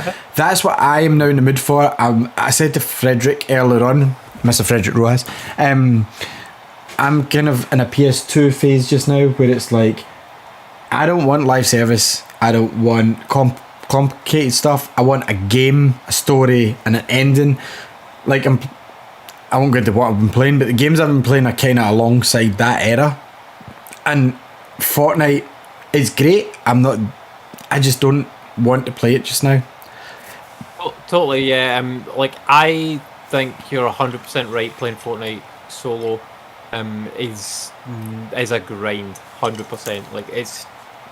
I find it enjoyable when I'm playing with my mates, like whether I'm playing with you or whether I'm playing with Mark and Ian. Like it's good fun when I'm doing that because we have banter back and forth and whatnot and do shit back and forth with this and that. Yeah. Like that's fun to me. Like it's a release, whatever. That's good. And we're still progressing through the battle passes and doing missions and things. But I find that if I'm playing on my own, it becomes a grind fest. Like the gameplay side of it's fun enough, like going around and killing people, and like then eventually I'll die or I'll win or whatever. I've never won on my own. But like just going and like doing a mission is dull as fuck on your own. When if you're doing it with your mates, it's fun. Dull, because- like you can have fun by yourself, right? I'm very different social wise to you these days. Like you've got tolerance, I've zero tolerance. So sometimes I'm in the mood to converse with other humans. Other times I'm like, just leave me the fuck alone. I need 10 minutes of alley. My boy's sleeping and my girl's at school. Give me fucking half an hour in the middle of the afternoon, wiping out all the children that are in their summer holidays. That's all I need to do, right? I don't need to talk to anyone. But then again, sometimes after the show, when I'm off the next day or late at night, like I'll want to play with Andy. Like Fraser will be on, I'll be like, let's play something. Like we played that Ark Evolution a couple months back, but Fraser's more PC now. Yeah. Ian, I never really played online with a lot, to be fair, anyway. So that's not really a big thing, but like all the online guys I used to know, I'm kind of like, I don't have enough patience to sit all night on an Xbox. I'll be like, do you know what? I want the PlayStation, or I want to play 5 minutes of Ratchet and Clank, or do you know what? Now I want to play my Switch, and if you're playing online with someone that does that, gad about gaming, no one's going to stick about. Like Fraser isn't going to want to play a couple of minutes, you know what I mean, of Call of Duty, and then let's jump on Splatoon, and then let's play Gears of War on the Xbox. Like nobody really wants to do that. I don't just mean Fraser, I just mean in general. Like Fraser will play Call of Duty and play it for 3, 4, 5 hours. See, for me, after half an hour, I'm like let's play something else. Other thing is, the only one of my friends that's into these, I've got two friends that's into it, my pal from Falkirk and Majika. Remember that guy? So like the racing games, they're the only two people I know that are really into them. But to sync up with them to play live, I haven't played online with Majika for about, I don't know, years. I haven't even spoke to Majika in years, but that's not my point. But it's been years. But even then, to try and sync up, to try and play together, so I don't play online with that guy anymore. So like the games that I'm into, and that's the wonderful thing about people, we've got different tastes, but like Tekken, I would like to play Andy at Tekken, but the only person that I know that's really into fighting games is Fraser, and I can't play with Fraser because he's a bad winner. He's also a bad loser. Fraser hates both. Like, he takes winning worse than losing. Like, there's a difference between woo, get up you, to Fraser, his mannerisms, his attitude and everything stinks. Like, he tried this the other day, he was like, I've got smashed, and I'm like, I haven't played with you since 2012 incident in the flat when I flipped my joystick in the flat because of Fraser's. He'll win and go, and it's like, oh, fuck off. Like, no. So I can't play fighting games with Fraser. I'll play and happily lose to you. I'll play and happily lose to like anyone else. And it's not that I'm a bad loser, because I would lose to you and be like, whatever. I would lose to like Nelson, be like, whatever. I'd lose to Mark. Probably wouldn't lose to me. I'm fucking terrible. I'm making a point. Do you know what I mean? Like, if I lost, I'd be like, doesn't bother. But it's when somebody that wins, I don't mind a rip and a laugh, but it's he does this thing and it's just so fucking irritating. So anyway, I don't play fighting games with Fraser. So there's my fighting games out the window. So the games that I generally like, Andy, this is my point. We'll get back to Fortnite. Games I generally like tend to focus on single player like, I like the Tom Clancy games, like the Ghost Recon games. No one else I know plays them. No one else I know is into them. Nope. So I can't play those multiplayer. But I'll jump into Wildlands still. That started before Lexi was born, and I'm still not finished that campaign because I enjoy the world. Sometimes I'll just go in and I'll shoot up some camps and move on. I really enjoy doing it. So the games I play, I tend to always play solo. Like, I do generally prefer, I would prefer playing a solo Final Fantasy to ever playing a Call of Duty again. That's just my opinion. I would prefer a solo Arkham. I agree. 100% agree, yeah. So while I understand where you're at, where it's fun to play with your friends, again, I look at it like I look at Returnal. It's like, and it's not a waste of time spending. I don't mean this social wise, I mean multiplayer wise, unless you're competing or streaming. That's time that I could have spent right now, like finishing, say, The Witcher 3 if I was still playing it, finishing bits of Final Fantasy 15, finishing bits of Arkham Knight. These are the games that I prefer putting my main time into. So anytime I've got time for a multiplayer game, it might be fucking 2 in the afternoon. You're working, Mark's working, Ian's working, Fraser's like not in the mood to play Fortnite. He's like 2 in the afternoon. That's the sort of timing I have just now when you've got a kid at 10 months old and one at 3. Like, you just don't have the time. I fit in what gaming I can. So yeah, Fortnite is good, but again, I don't always have the option to play with other folk. That's the way I see it. And plus, I do well enough at Fortnite. I don't really need Fraser entering with his shooting, or Davis or something like that. I don't want to see that skill level. Like, I've played with Mark and Ian. They're fine. I wouldn't put either of those in Davis and Fraser's box of good, personally. I mean, Mark's definitely better than both of us, but no, he's not as good as those. That's what I mean. I never said Mark wasn't better than both of us. Ian's about on par, depending on what game is. Ian's about on par with us gaming wise, but Fraser and Michael and Davis, I'll put all three in when it comes to shooting games. Even if you're he's better than us. What's that? Ian would say he's better than us. Ian hasn't played long enough for me to justify that. I'll 1v1 him anytime. I'll go and chap his door. 1v1 360 no scope. I wouldn't say Ian's better than, from what I've played with Ian, I wouldn't say he's better. I would say he's on par. It depends what game it is. But like, anyway, what I'm meaning is I wouldn't want to play with the sort of guys that would go and play it because they're all competitive and taking it serious. I prefer the way me and you played. I had more fun in Black Ops 4 than any other shooter I've ever played. Yeah. Yeah, it was so fun, man. It was just fun. That's what I mean. So I like social with the right things, but then when you get friends that take it too seriously, and I don't mean they take it over the top seriously, they take it more serious than us. I'm like the way I've seen like Fraser and Michael and that play Davis, Warzone, yeah. they're like nuts. They're like squad on the left, like add 152, go, and you're like, it's not quite as bad as that, right? But like it's similar. It was like that. Yeah, like, to me it compared to does. like we were used to play, we were just Get to the edge. like, throw We're making throwing plans axes to at hide. each other and that sort of thing. Like and we're like doing the house tours and everything. Like that. That's the fun side of those type of games. For me. For me it is. Yeah. And if we did that in Warzone, I feel like those other guys would get really pissed. Oh, they would. Like the guys that they play with these days would get really annoyed with us now. Yeah. But I will still argue in the video, I'm pretty sure still on Twitter, that I have never seen an axe throw like I made in Black Ops 4 in my life. I've never seen an axe throw. Remember me and Fraser were playing through the axe and he hit me with it and I got annoyed and he ran up the hill and I got him and I had to actually revive him. That was an amazing throw for me. Like, don't get me wrong, I don't think me and Andy are bad at these games. We just don't care enough to practice to be that level. We would rather have fun. That's our level of gaming. Do you know what I mean? Yep. But yeah, definitely. Anyway, back to Fortnite. I don't like this season at all. I'll let you finish without. Yeah, again, like I'm kind of in the same boat. Like I'm not enjoying the season. Like I'm enjoying still playing with my mates, but yeah, the actual season, the gameplay is fine, just the same as it was before. But there's just some little annoyances in there, like with the fucking alien spaceships abducting you, and then you're always ended up near like in the end game. There's always an alien spaceship just floating away up there, just taking pot shots at people.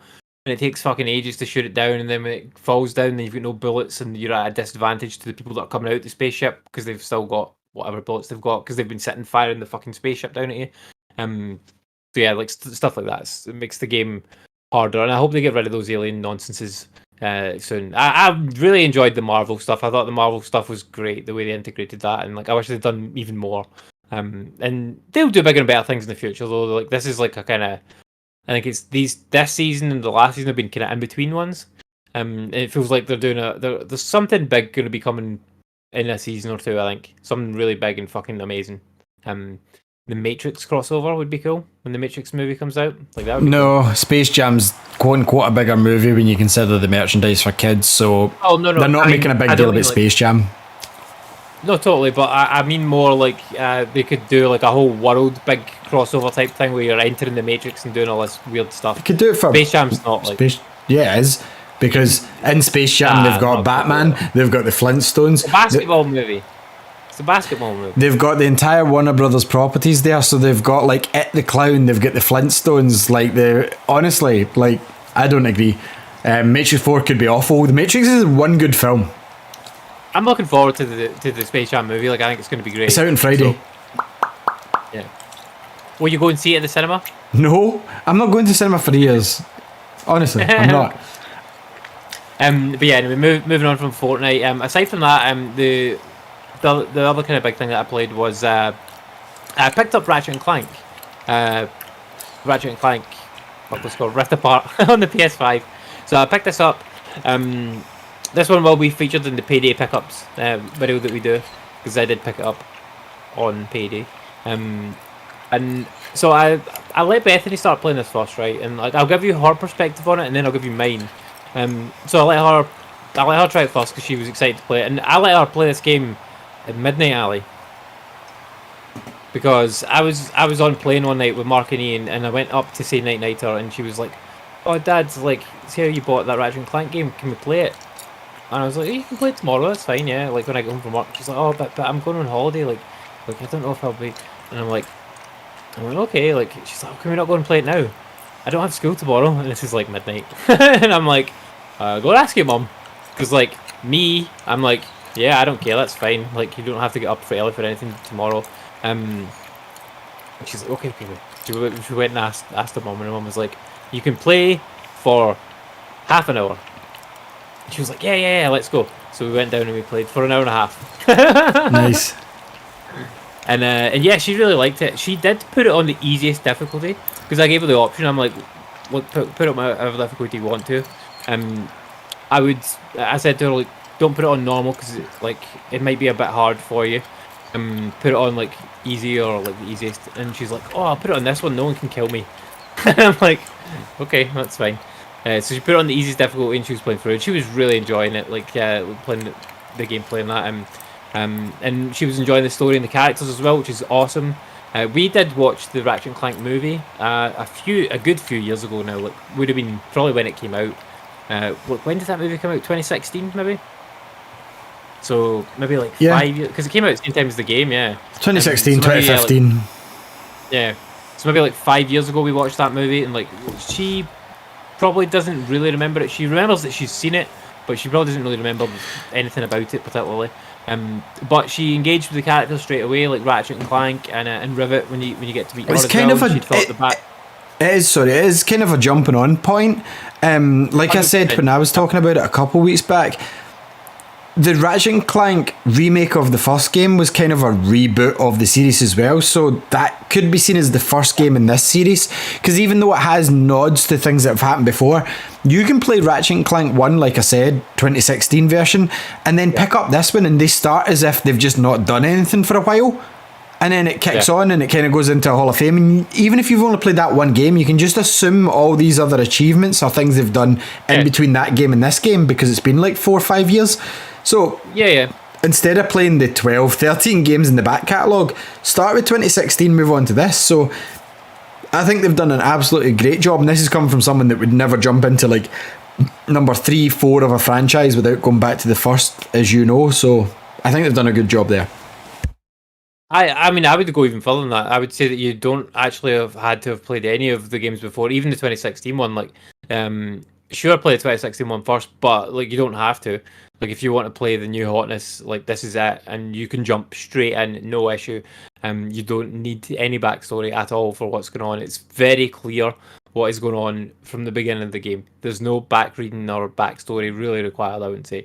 Sure, if you've played the games from the earlier ones, you're probably gonna get more of the like little nods and stuff like that they do, but I don't think you need to have played any of them. I agree. Sorry, I didn't mute that time, but like what I was meaning is that you could take 2016 as a fresh start in the series and count this as the sequel easily without any back reading. Like, you don't need to even play the first one. I would agree they've done a great job of, if this is your first Ratchet, here's who they are. But again, if you want to redo the series, I don't think you need to go back to the originals, because it's the only place to play them recently is the Vita, and even then you're missing out on half of them that was in PS2 only and will never be remade. So I would say, if you count Into the Nexus as the last Ratchet game on the PS3, which it was, play 2016 first if you want to get more, and then move on to this one. I would say the other ones in between aren't necessary at all, really, because it's like Sonic. He fights Robotnik, he wins. That's about it. It's old school in that way. Yeah, totally. But anyway, like as far as the story goes, I think the story is probably the weakest element of this game. Basically, there's a big parade and like there's a Nexus gun, and the Nexus gun gets stolen, and madness ensues. It's basically kind of the plot of so many different movies and games. There's a MacGuffin that develops the plot. Here it is. It creates portals, and that sends all the characters all over the fucking place. And yeah, they get sucked. They end up getting sucked through a portal into a different dimension where there's another Lombax, and that's Rivet. And yeah, like, so story wise, it's relatively like straightforward, on the nose, basic. You're going back and forward through portals to try and rescue people for the beginning part of the game. Tell me the story of Mario Odyssey. Oh, I'm not saying that Mario Odyssey is any better. Like, honestly, like these type of games, you're not in it for the story, right? The story is functional, it's there, it drives the gameplay forward to new and better heights. But what is fucking great about this game is all of the gameplay. Like, every single element of the gameplay is absolutely spot on. From the shooting mechanics, right down to the platforming gameplay. Like all of it is there. It's absolutely spot on. Even the combat mechanics where you're swing your wrench around, that's good. What this game is above all else is fun to play, which is awesome, and it's probably exactly what I was kind of looking for at the moment. Just a fun game that I can just zone out, smash boxes, go shoot enemies, and have engaging combat as well with some of the bosses. Like the normal enemies are piss easy to deal with. You attack them a few times, shoot them a couple of times, no problem at all, dealt with. But your bosses, you need to work out strategies and stuff like that a little bit more, and you need to dodge properly and hide behind things and run around a lot. But yeah, I've really enjoyed the way that that's worked out so far. Like, and they keep introducing these little new gameplay elements in there as well. So like, I've just unlocked like a temporal sort of dodge mechanic, temporal shift, where you press circle and he sort of choop, zips a little bit forward or whatever way you're facing, and that's cool. Like it works as a puzzle mechanic, so it gets you through various doors and things like that were blocked off to you before, but it also works as a really good dodge when you're in combat. So like bombs are coming down, oh zoop, you can dodge out the way of them. Great. There's a big laser beam, cool, just zoop, dodge out the way of it. Awesome, love it. Love what they've done with the shooting. The use of the adaptive triggers in the shooting is really cool. Like even just using the base gun, you can tell they've done a shitload of work with the triggers on this one, because you push it down a little bit and it fires like one shot, and you can just tap for one shot, or you can hold it down and he'll fire it like a burst, and you can feel it through the trigger that it's firing the burst, and that is really cool. And as it gets further and as you fire more and more and more, the resistance of the trigger and the vibration through the trigger goes up, and that was so cool. Like the first time you feel it, I'm like, oh, and that's the type of thing where you're like, all right, okay, that's interesting, but that's gonna get old fast. It fucking doesn't. Like it's cool as shit every time it happens. Like I find myself like pulling down the trigger and just holding it, going like, right, I can just get him. Like I can do it. And yeah, I found myself doing that more than what I would normally typically do if that wasn't there, which is weird. Just because I like it. So yeah, I like that. That's great. All the haptics, the haptic feedbacks and stuff, all of it's awesome, to be honest. Like the way that they've introduced rumble into the controller, great, works perfectly. But yeah, as I say, fun is the name of the game with this game. So even came across a mini game where it's like, oh, right now you need to hack this computer, and like I didn't expect anything from this. I expected it just to be like I would walk up, I would push a button, there was a little sort of like robot thing was coming out of my arm, and it was going into the computer, and I'm like, oh, okay, the robot's going to do its thing, and then I'll move on.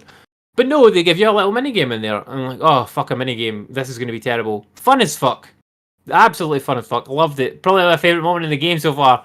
So you control a little spider, and you've got to like run around, and you've got to kill little viruses inside a computer. So you go around, you kill the virus, and then you move on, and you're like walking along a pathway, but you need to walk upside down and like around and do like little loops and stuff like that. And I'm like, this is like a slow Sonic game with a gun. It's like fucking Shadow the Hedgehog. This is awesome. Loved it. It's like the Spider-Bot mobile phone app for Splinter Cell. Okay, well, I obviously didn't play that, but yeah, it totally reminded me of like a Spider-Bot from like Spider-Man or something like that, but way more controllable than anything. The bomb deactivating in Spider-Man PlayStation 4. Yeah, and you can see where all this has come from. Like even the movement mechanics in this game are spot on. Obviously, you've not got web swinging like you did in Spider-Man, but you've got a jump, you've got a double jump, then you've got a sort of a float, like using a like not a helicopter, but like I don't know what it is. It was like a spinny blade thing he uses. Propeller, yeah. That's the word. Yeah, you use the propeller to glide down, and then you've got that dodge mechanic as well. So like, there's cool things in there. One of the things I found. You mean as the well, temporal shift? Yeah, the temporal shift. So you've got that, the temporal shift. You've got the which is down, the coolest. Double jump. The coolest addition they've had in Ratchet for a while was that temporal shift dodge. Really cool. You know what I was. Yeah. Do you know what I was so impressed by though? They managed to bring back technology that was used in Knack and put it into this game. because when you smash boxes and like kill enemies and stuff like that, you collect all this shit, like these bits of things, right? Which and is- see when you're running around, and which just collecting happens That is- is precisely from that. It's from No, that. it's from the PS2 original Ratchet and Clank because it's in every way- single Ratchet game. No, the way that this is implemented is the precise technology from the game Knack and Knack 2. Nope. It goes, whoop, and it is. You can see the way that it clumps in. It's exactly from that. Play Ratchet in the PS2, it's the same. No, new is always better. I'll play the new game. But yeah, I'm really enjoying it. I've played maybe like 3 hours or something like that so far.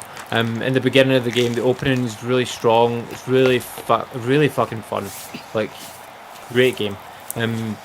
A good reason to own a PS5. It's not like an absolute system seller. It's but not I a think system that seller. if you- no, I don't think so. But I think that if you do own a PS5, then you should get it.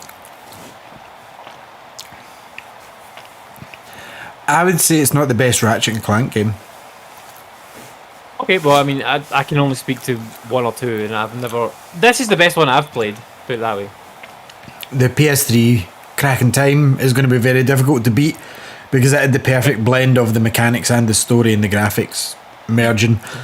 This one's stories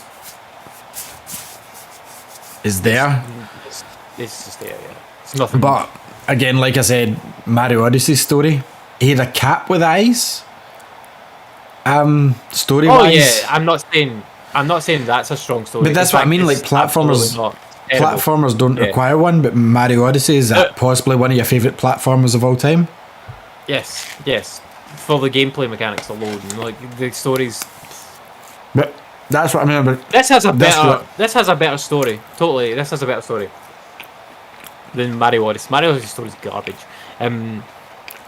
What I want to speak with the graphics as well. So the default mode that it has you on is 4K ray tracing, 30 frames a second, and I'm like, oh, this looks pretty nice. Like, I like it. But I know there's other modes. Like, so I played that for the first kind of like see the bit where you're going through the parade and all that. Did all that and got to the city and looked at the city, and I'm like, oh, like looks nice, lights and like all that. And I'm like, I wonder what the other mode looks like now that I've seen a bit of the game in this. And I changed it, and like the second I moved in that mode, I'm like, I can never go back. Like, this is the mode I have to play the rest of the game in, because the fluidity is unbelievable when you change it. Like, I didn't notice that there was anything wrong with the fluidity before, but the second I changed it, I'm like, oh, this is like fucking going from 1080p to 4K. Like, it looks so much better because of the way the characters moving. Like, it's unbelievable. Like, and I've not noticed that as much in any game at all, which is crazy. I say this about every game, and you know that. You do, and like I've tested it in many games. Like, I tested it in Final Fantasy. I've tested it in like Control and stuff as well. Like, and obviously I've seen you do it in Control too. And I didn't notice as much of a difference to that. Final There's Fantasy a was big, close. big difference in control. Yeah, Final Fantasy was close, but I think with this game, like, the difference is fucking night and day. Like, you don't play it on the default. Play it in the 60 frames a second mode. Like, you don't lose very much visual fidelity, and you still maintain ray tracing. So play it in that mode. The closest comparison, Unreal. well, no. Avengers, very similar. You're losing Yeah. very little, if anything, and you're getting the You're gaining- smoothness. Yeah, totally. So, because the game is fast paced and there's a lot of things going on, like when you're fighting against a bunch of enemies, and it's fun as hell, like, to run around and like see everything and feel it react in real time, like, and not have that like marginal delay. Because I did feel like at the beginning of the game, like, the combat's like it's a bit, but as soon as I changed, I'm like, oh, night and day, man. Like, no issue. Like, this is great fun. But yeah, if you're looking for a fun experience, then this is it. And I don't care how old you are. Like, this is fucking fun for everyone. And because they've got those different difficulty levels, you could be shocking at games and you could still complete this game probably no issue on the easy mode. Yes, my kid is playing on the easy mode. Do Can not I judge just her. point out my 3-year-old's playing in the normal mode? Hey, I mean, easy mode is there, like, for people that want it. Who cares? she wants to play on easy, that's fine. Don't mind. I'd rather Alexa learn failure. I've told you this. Well, yeah, and I agree in in terms of real life, absolutely fine. In a No, game. in anything. If she's going to be esports or a YouTuber, learn to lose, pal. Oh, aye, but that's different because it's like real life / game. Like I want to just prepare her playing the for game life. for your, No. just playing the game for If you your want own to enjoy enjoyment. it, Play it. if you want to play the enjoy way in a you want to game, play it. buy an Amico. But yeah, I didn't play anything else. But yeah, I'm really enjoying Ratchet, and I'll be continuing to play that more this week. So yeah. What did you play? So I played a few things. Actually, after the show last week, I jumped into a game that you wouldn't expect, Andy. The best Star Fox game ever made. On Starlink. Yeah. I had my Switch stopped for some reason last week. And you know what? It's better than No Man's Sky on the Switch. I'm playing as Fox McCloud. I'm getting messages from like Pepe and stuff like that. And I'm getting the main campaign. The way they've blended it, this is the definitive version of the game, is the Switch version. Yeah, of course. I jumped back in obviously after God knows how long I've played this. I cleared a planet, done the wee missions, got out my ship, ran about, scanned some creatures.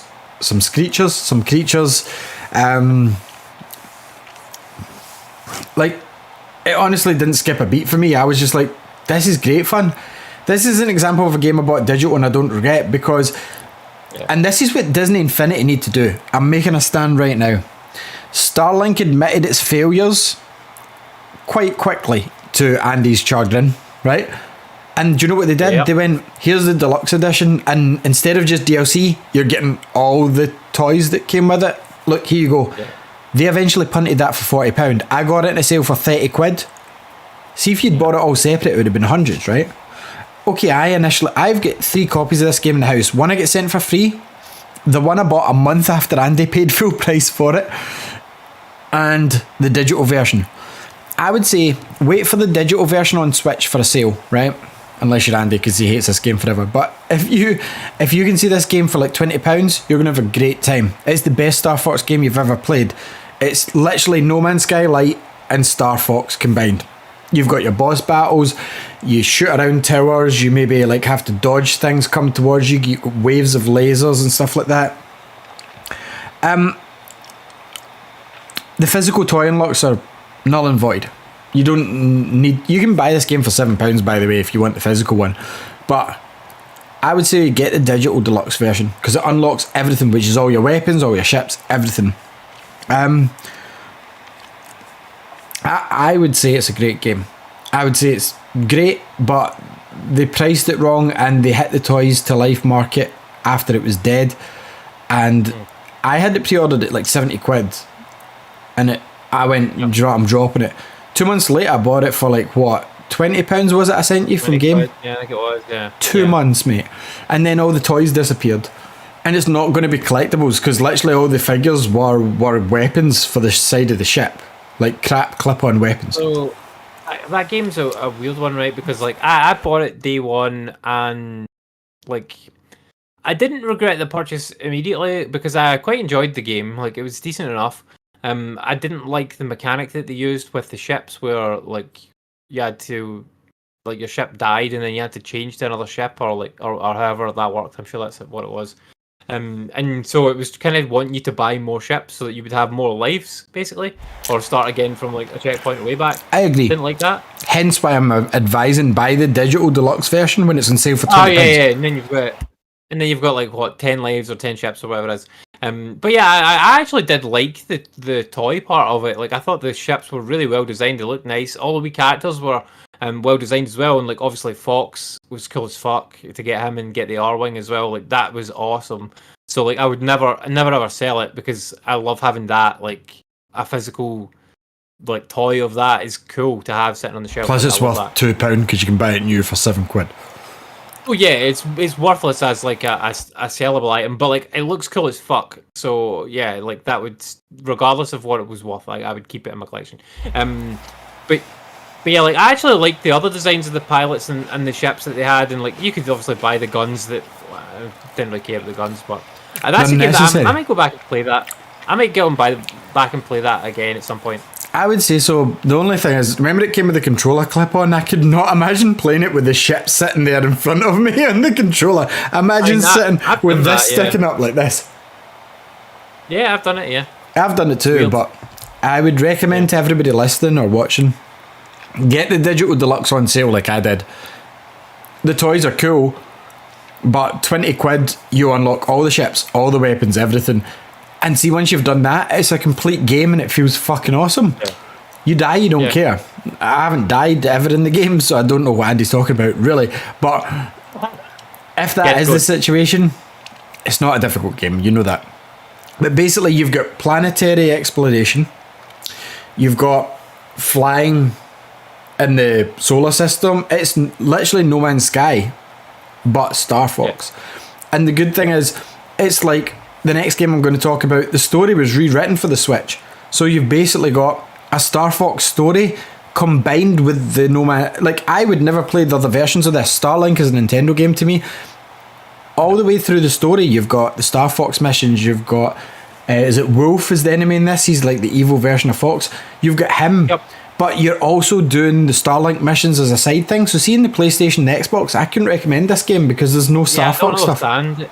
Yeah, I don't understand how it would work on PlayStation and Xbox. So Because- I wouldn't bother playing those versions. Yeah, this one's like, it's the best Star Fox game I've ever played. Like, and I've only played like 64 and the original stuff. I know there's not that many, but this is it. This is what it should have been. I played the Star Fox Adventures on the GameCube, but this is a great game. I plan on going back into this and chipping away at it. Like, I forgot all about it. I was just trying to clear out bits of my Switch, and I goes, I'm firing this up, and if I don't like it, and I played it for 2 hours after the show and had to go, fuck, I better get to bed last week. So, Starlink, if you can get it for £7, which you can right now if you go to like Shop2 and stuff, buy the starter set and see what you think. Honestly, you've spent more at lunch. It's a good game. Yeah. So yeah, randomly I played that, so that's a random one. The next one, again, Watch Dogs Legion, right, Andy? I love Watch Dogs 1. Ending was a bit contrived, too many side quests. I like the idea of it. Assassin's Creed World, it's kind of a side story in that. Very separate from the Assassins, but there's mentions. At the end of the story, you play as Aiden. Boom, the canon ending is he murders the guy in the middle of the road. Because that photo is in one of the Assassin's Creed games and they talk about it. Yep. So, Watch Dogs 2 happens. The only link is, I can't remember the guy's name, the big hippie guy. He was on the island at the bottom in Watch Dogs 1. You know, the hacker with the big beard. It's the guy that was part of he was part of the Bad Blood DLC. Yeah. So Yeah, okay. he shows up in Watch Dogs 2, maybe over halfway of the story, and that combines those two. Watch Dogs Legions came out last year, and I was like, this is great. I like Watch Dogs. It looks like this is fantastic.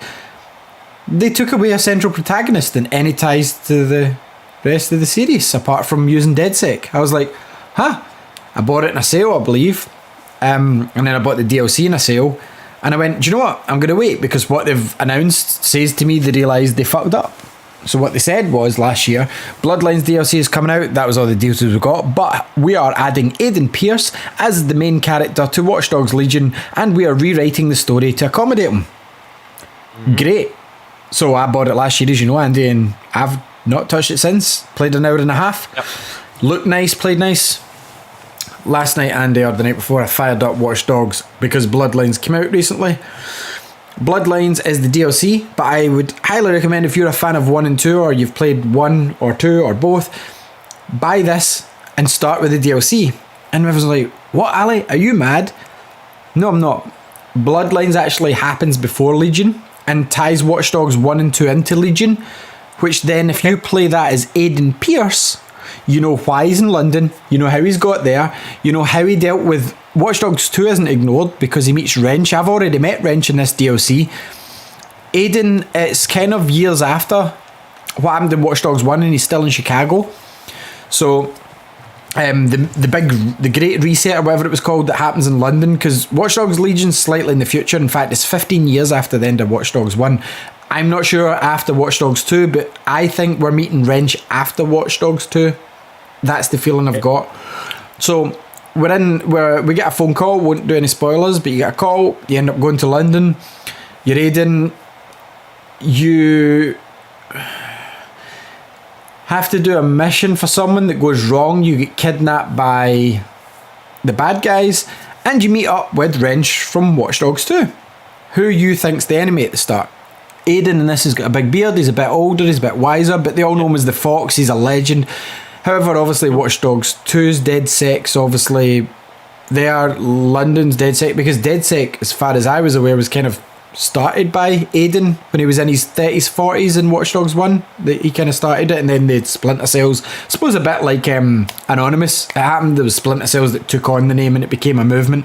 So you're in London, and it's funny seeing you, because I done some of the start of it, it's funny seeing Aiden deal with the kind of modern day 20-year-old, if you know what I mean, and his sort of attitude, as in, fuck you, I'm just going to beat the shit out of you, and their attitude towards Aiden. Because if you remember Watch Dogs 1, the whole thing he did to try and protect his nephew and his sister, his nephew's now in his 20s, and his stays in London. So I won't go any more into that. Okay. Yeah. But what I will say about this is the only way to play Watch Dogs 3. If you have the vanilla version and you haven't touched it, buy the DLC, because the DLC will give you this prologue that I'm currently in, and then when you go on to play Legion, you'll start as Aiden, and they've rewrote the story to suit him being there, and now I know how he got to London and why. This game... Sorry. Here's the question. If you didn't buy the DLC, right? Yes, Andy. And you just bought Watch Dogs Legion. Yes, right? Andy. Then would you play as Aiden? No, Andy. Or would you play as...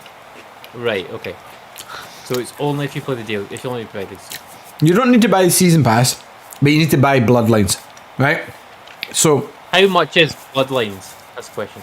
I don't know. I got it pretty cheap, maybe a tenner. Oh, okay, quite reasonable.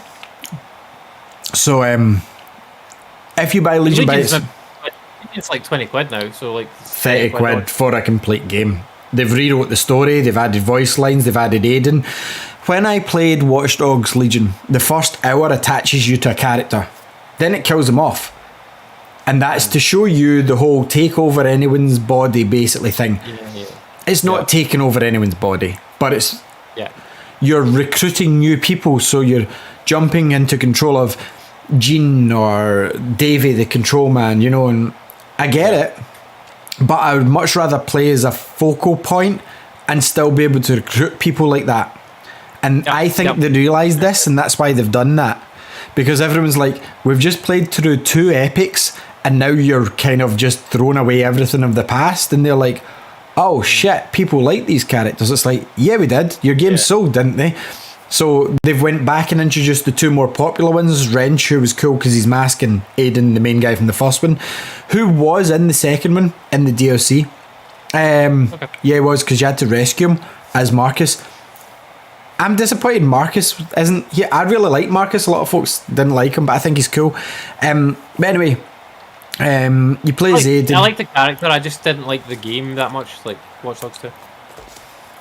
I did. But this is very different, this game. It's not... Kind of more like Watch Dogs 1 mixed with Assassin's Creed Syndicate. Okay. I'm much more interested in this game now. That's the best way I can describe it. Loads to do. Future London. You can free... In the first game, what was missing? You couldn't free run. Now you can free run. Yeah. My thing I love... You can select a waypoint to your mission. Steal a car, because it's in the future, it's all electric cars. Jump in, push auto travel. The car nice. The car auto drives. So see, last night I'm like, really want a cup of tea. This was about 1 in the morning. I went, do you know what? I'm stealing a car, because I was on my way walking, enjoying the city, and I went, steal a car, auto drive. Went a cup of tea, went for a pee, came back. Aiden's still driving away. Brilliant. Okay. Because this was the other side of London. You know, at the start, they kind of spread out the spider web to show you places. And I was like, I can't be bothered driving. Talk to her, and then to respond, it's all the way back here. If you drive, it is faster. But to me, it's easier just auto drive. Now, don't get me wrong. This game is not without its flaws. This is still a Watch Dogs Assassin's Creed style glitchy game. Like, it's an open world Ubisoft game. They're all glitchy. If, however, you enjoyed Watch Dogs 1, you like the Aiden Pearce character and the idea of it, this is highly recommended. I would 100% recommend it too. Oh. Are we still here? Did I cut out there? No. Sorry. So yeah, it finally feels like a whole game, because when I played it at first and it was kind of like, create your character, now jump and recruit other people. It's not like possessing bodies. I don't mean it's like Agent Smith in the Matrix. It's just like you can jump to other bodies because it's like, he's another DedSec recruit. And I'm like, I get it, it's fun, but you're kind of going the Saints Row 4 route when you kind of had a semi-serious kind of universe here that went alongside Assassin's Creed that you've tried to mess with. But I'm glad they've done Bloodlines, because it's kind of reined it back into, okay, we did a misstep, but we're fixing it. So, yeah. That's all I've got to say. This is the version that I would never recommend playing this. If you've played Watch Dogs 1 or 2 or both, Yeah. I would never say play the standard version of this, because you'll be like, what the fuck have they done? Why can't I play someone that links? You could jump from Watch Dogs 1 to this quite easily. You won't miss much from Watch Dogs 2 from what I've got. This is more directly connected to Watch Dogs 1 than 2.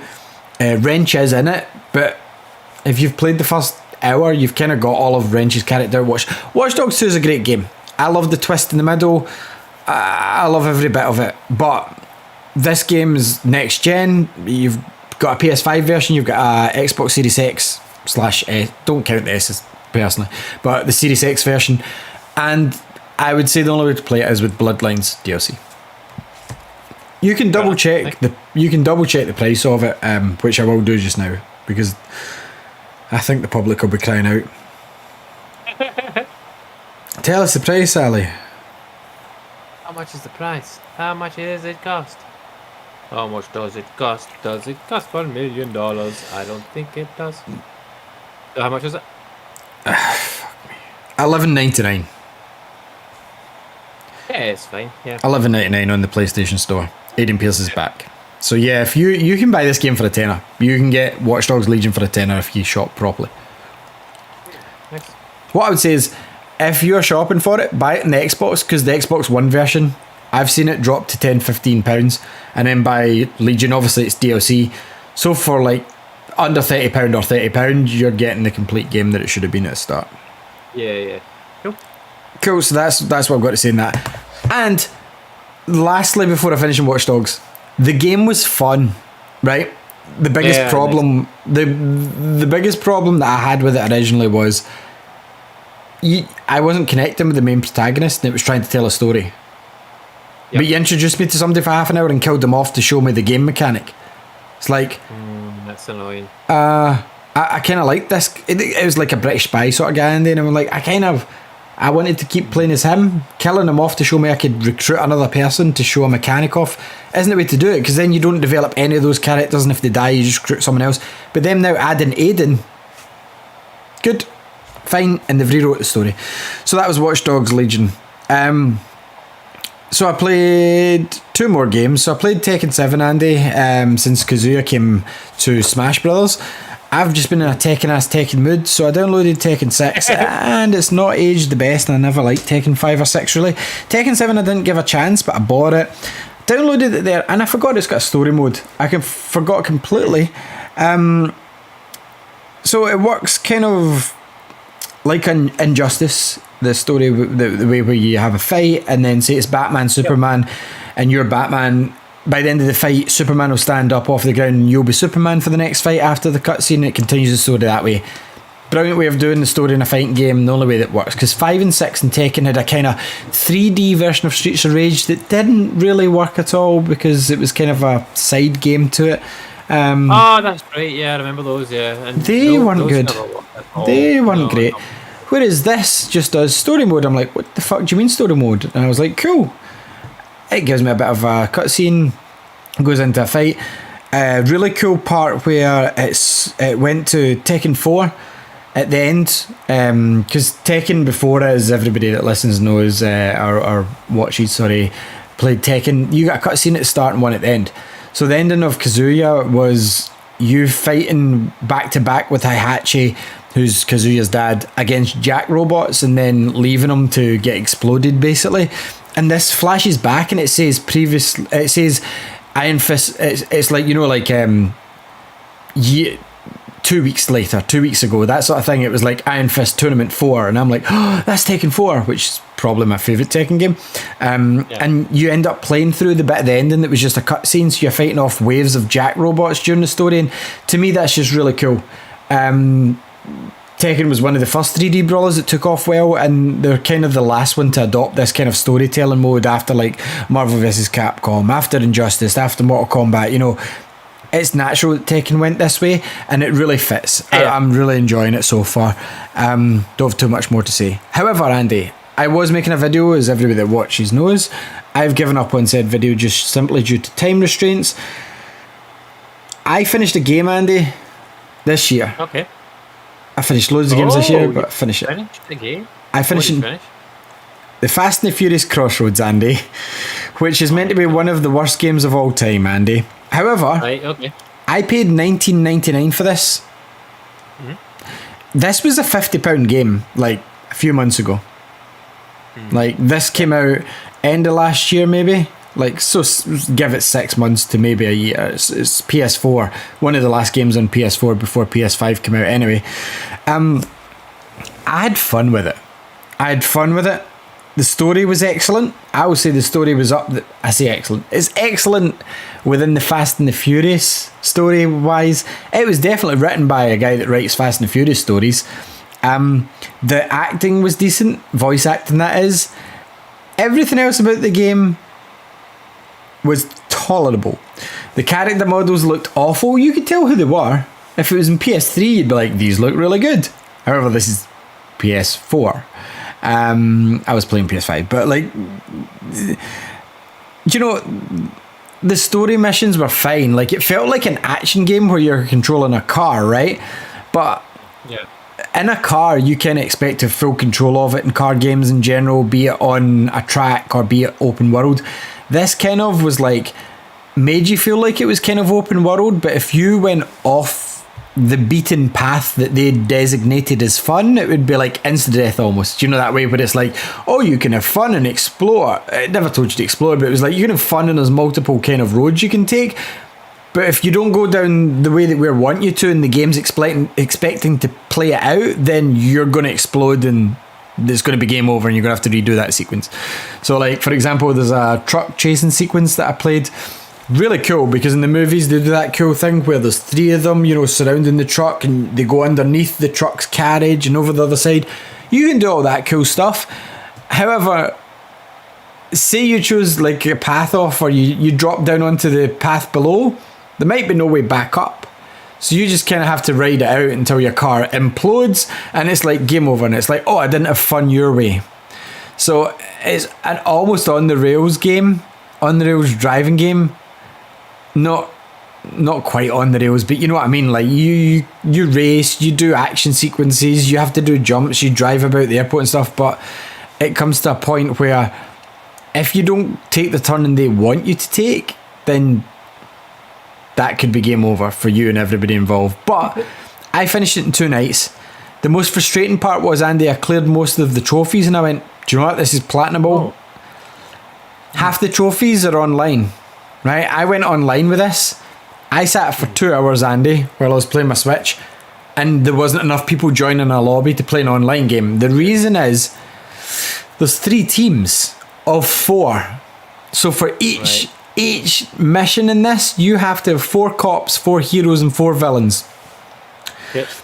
And it sounds cool. Like, the 4 heroes have to protect something, the 4 villains have to steal it, and the 4 cops have to bash everybody and arrest them. Sounds great. Yeah. The most I ever got was 3 heroes, 2 villains, 1 cop, and it never ever filled up, and people just kept dropping out, and I'm like, oh. So I never got to try the online. The worst of all is, online is where all the cool stuff happens. It's like, after the game, you've unlocked this, and this car from this movie, this car from this movie. Yeah. Play it online now, and I'm sitting there in the lobby going, can't wait to play. This looks cool. Yeah. So I didn't get to play online at all. So what I would say is, for that game, it got reviewed horribly, deservedly so. But if you're a big fan of Fast and Furious, I wouldn't say I'm the biggest fan, I would say I'm a fan of the Fast and Furious. and you're not looking for the depth of Forza or Gran Turismo, Vin Diesel's voice acting's in it.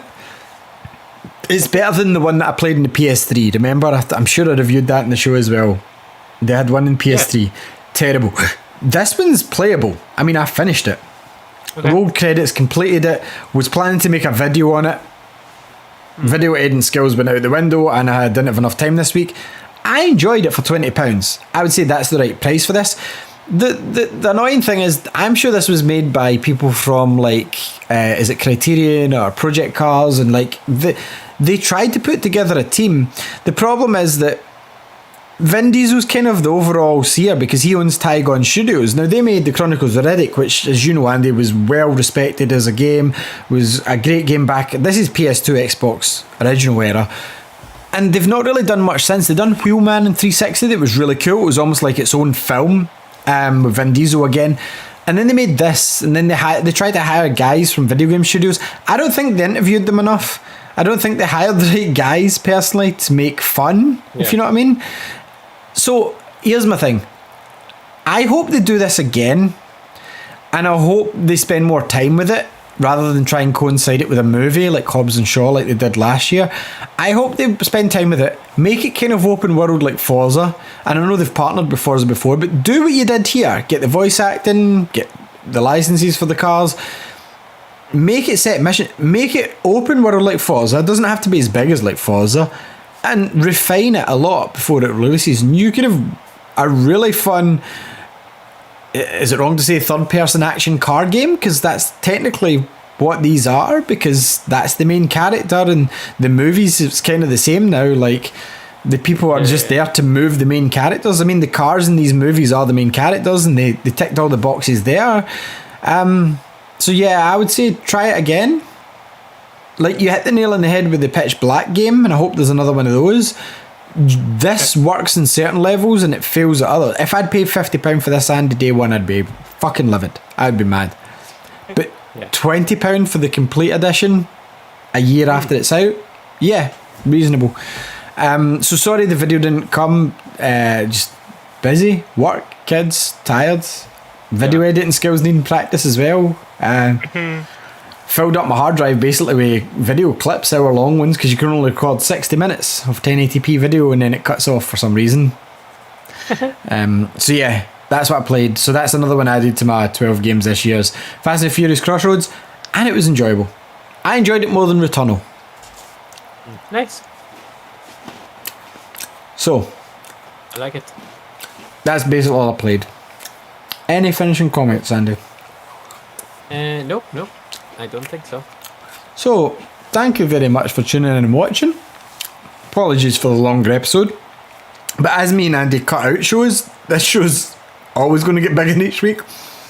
Plus, both off tomorrow, and our Russian friends do help.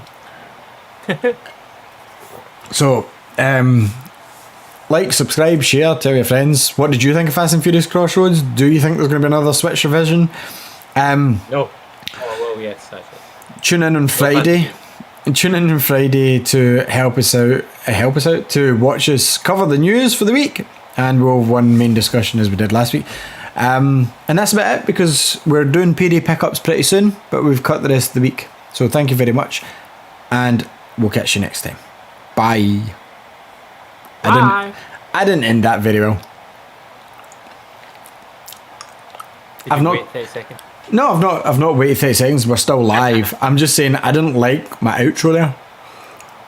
So there's still people watching. Thank you very much for tuning in. I can't do it. You finish it. You do an ending. Thanks for watching, folks. Tune in back on Friday. We'll see you then. Tune in back on Friday. Tune back in on Friday. Tune back in on Friday. I don't know. We'll see you Friday for the news. Bye.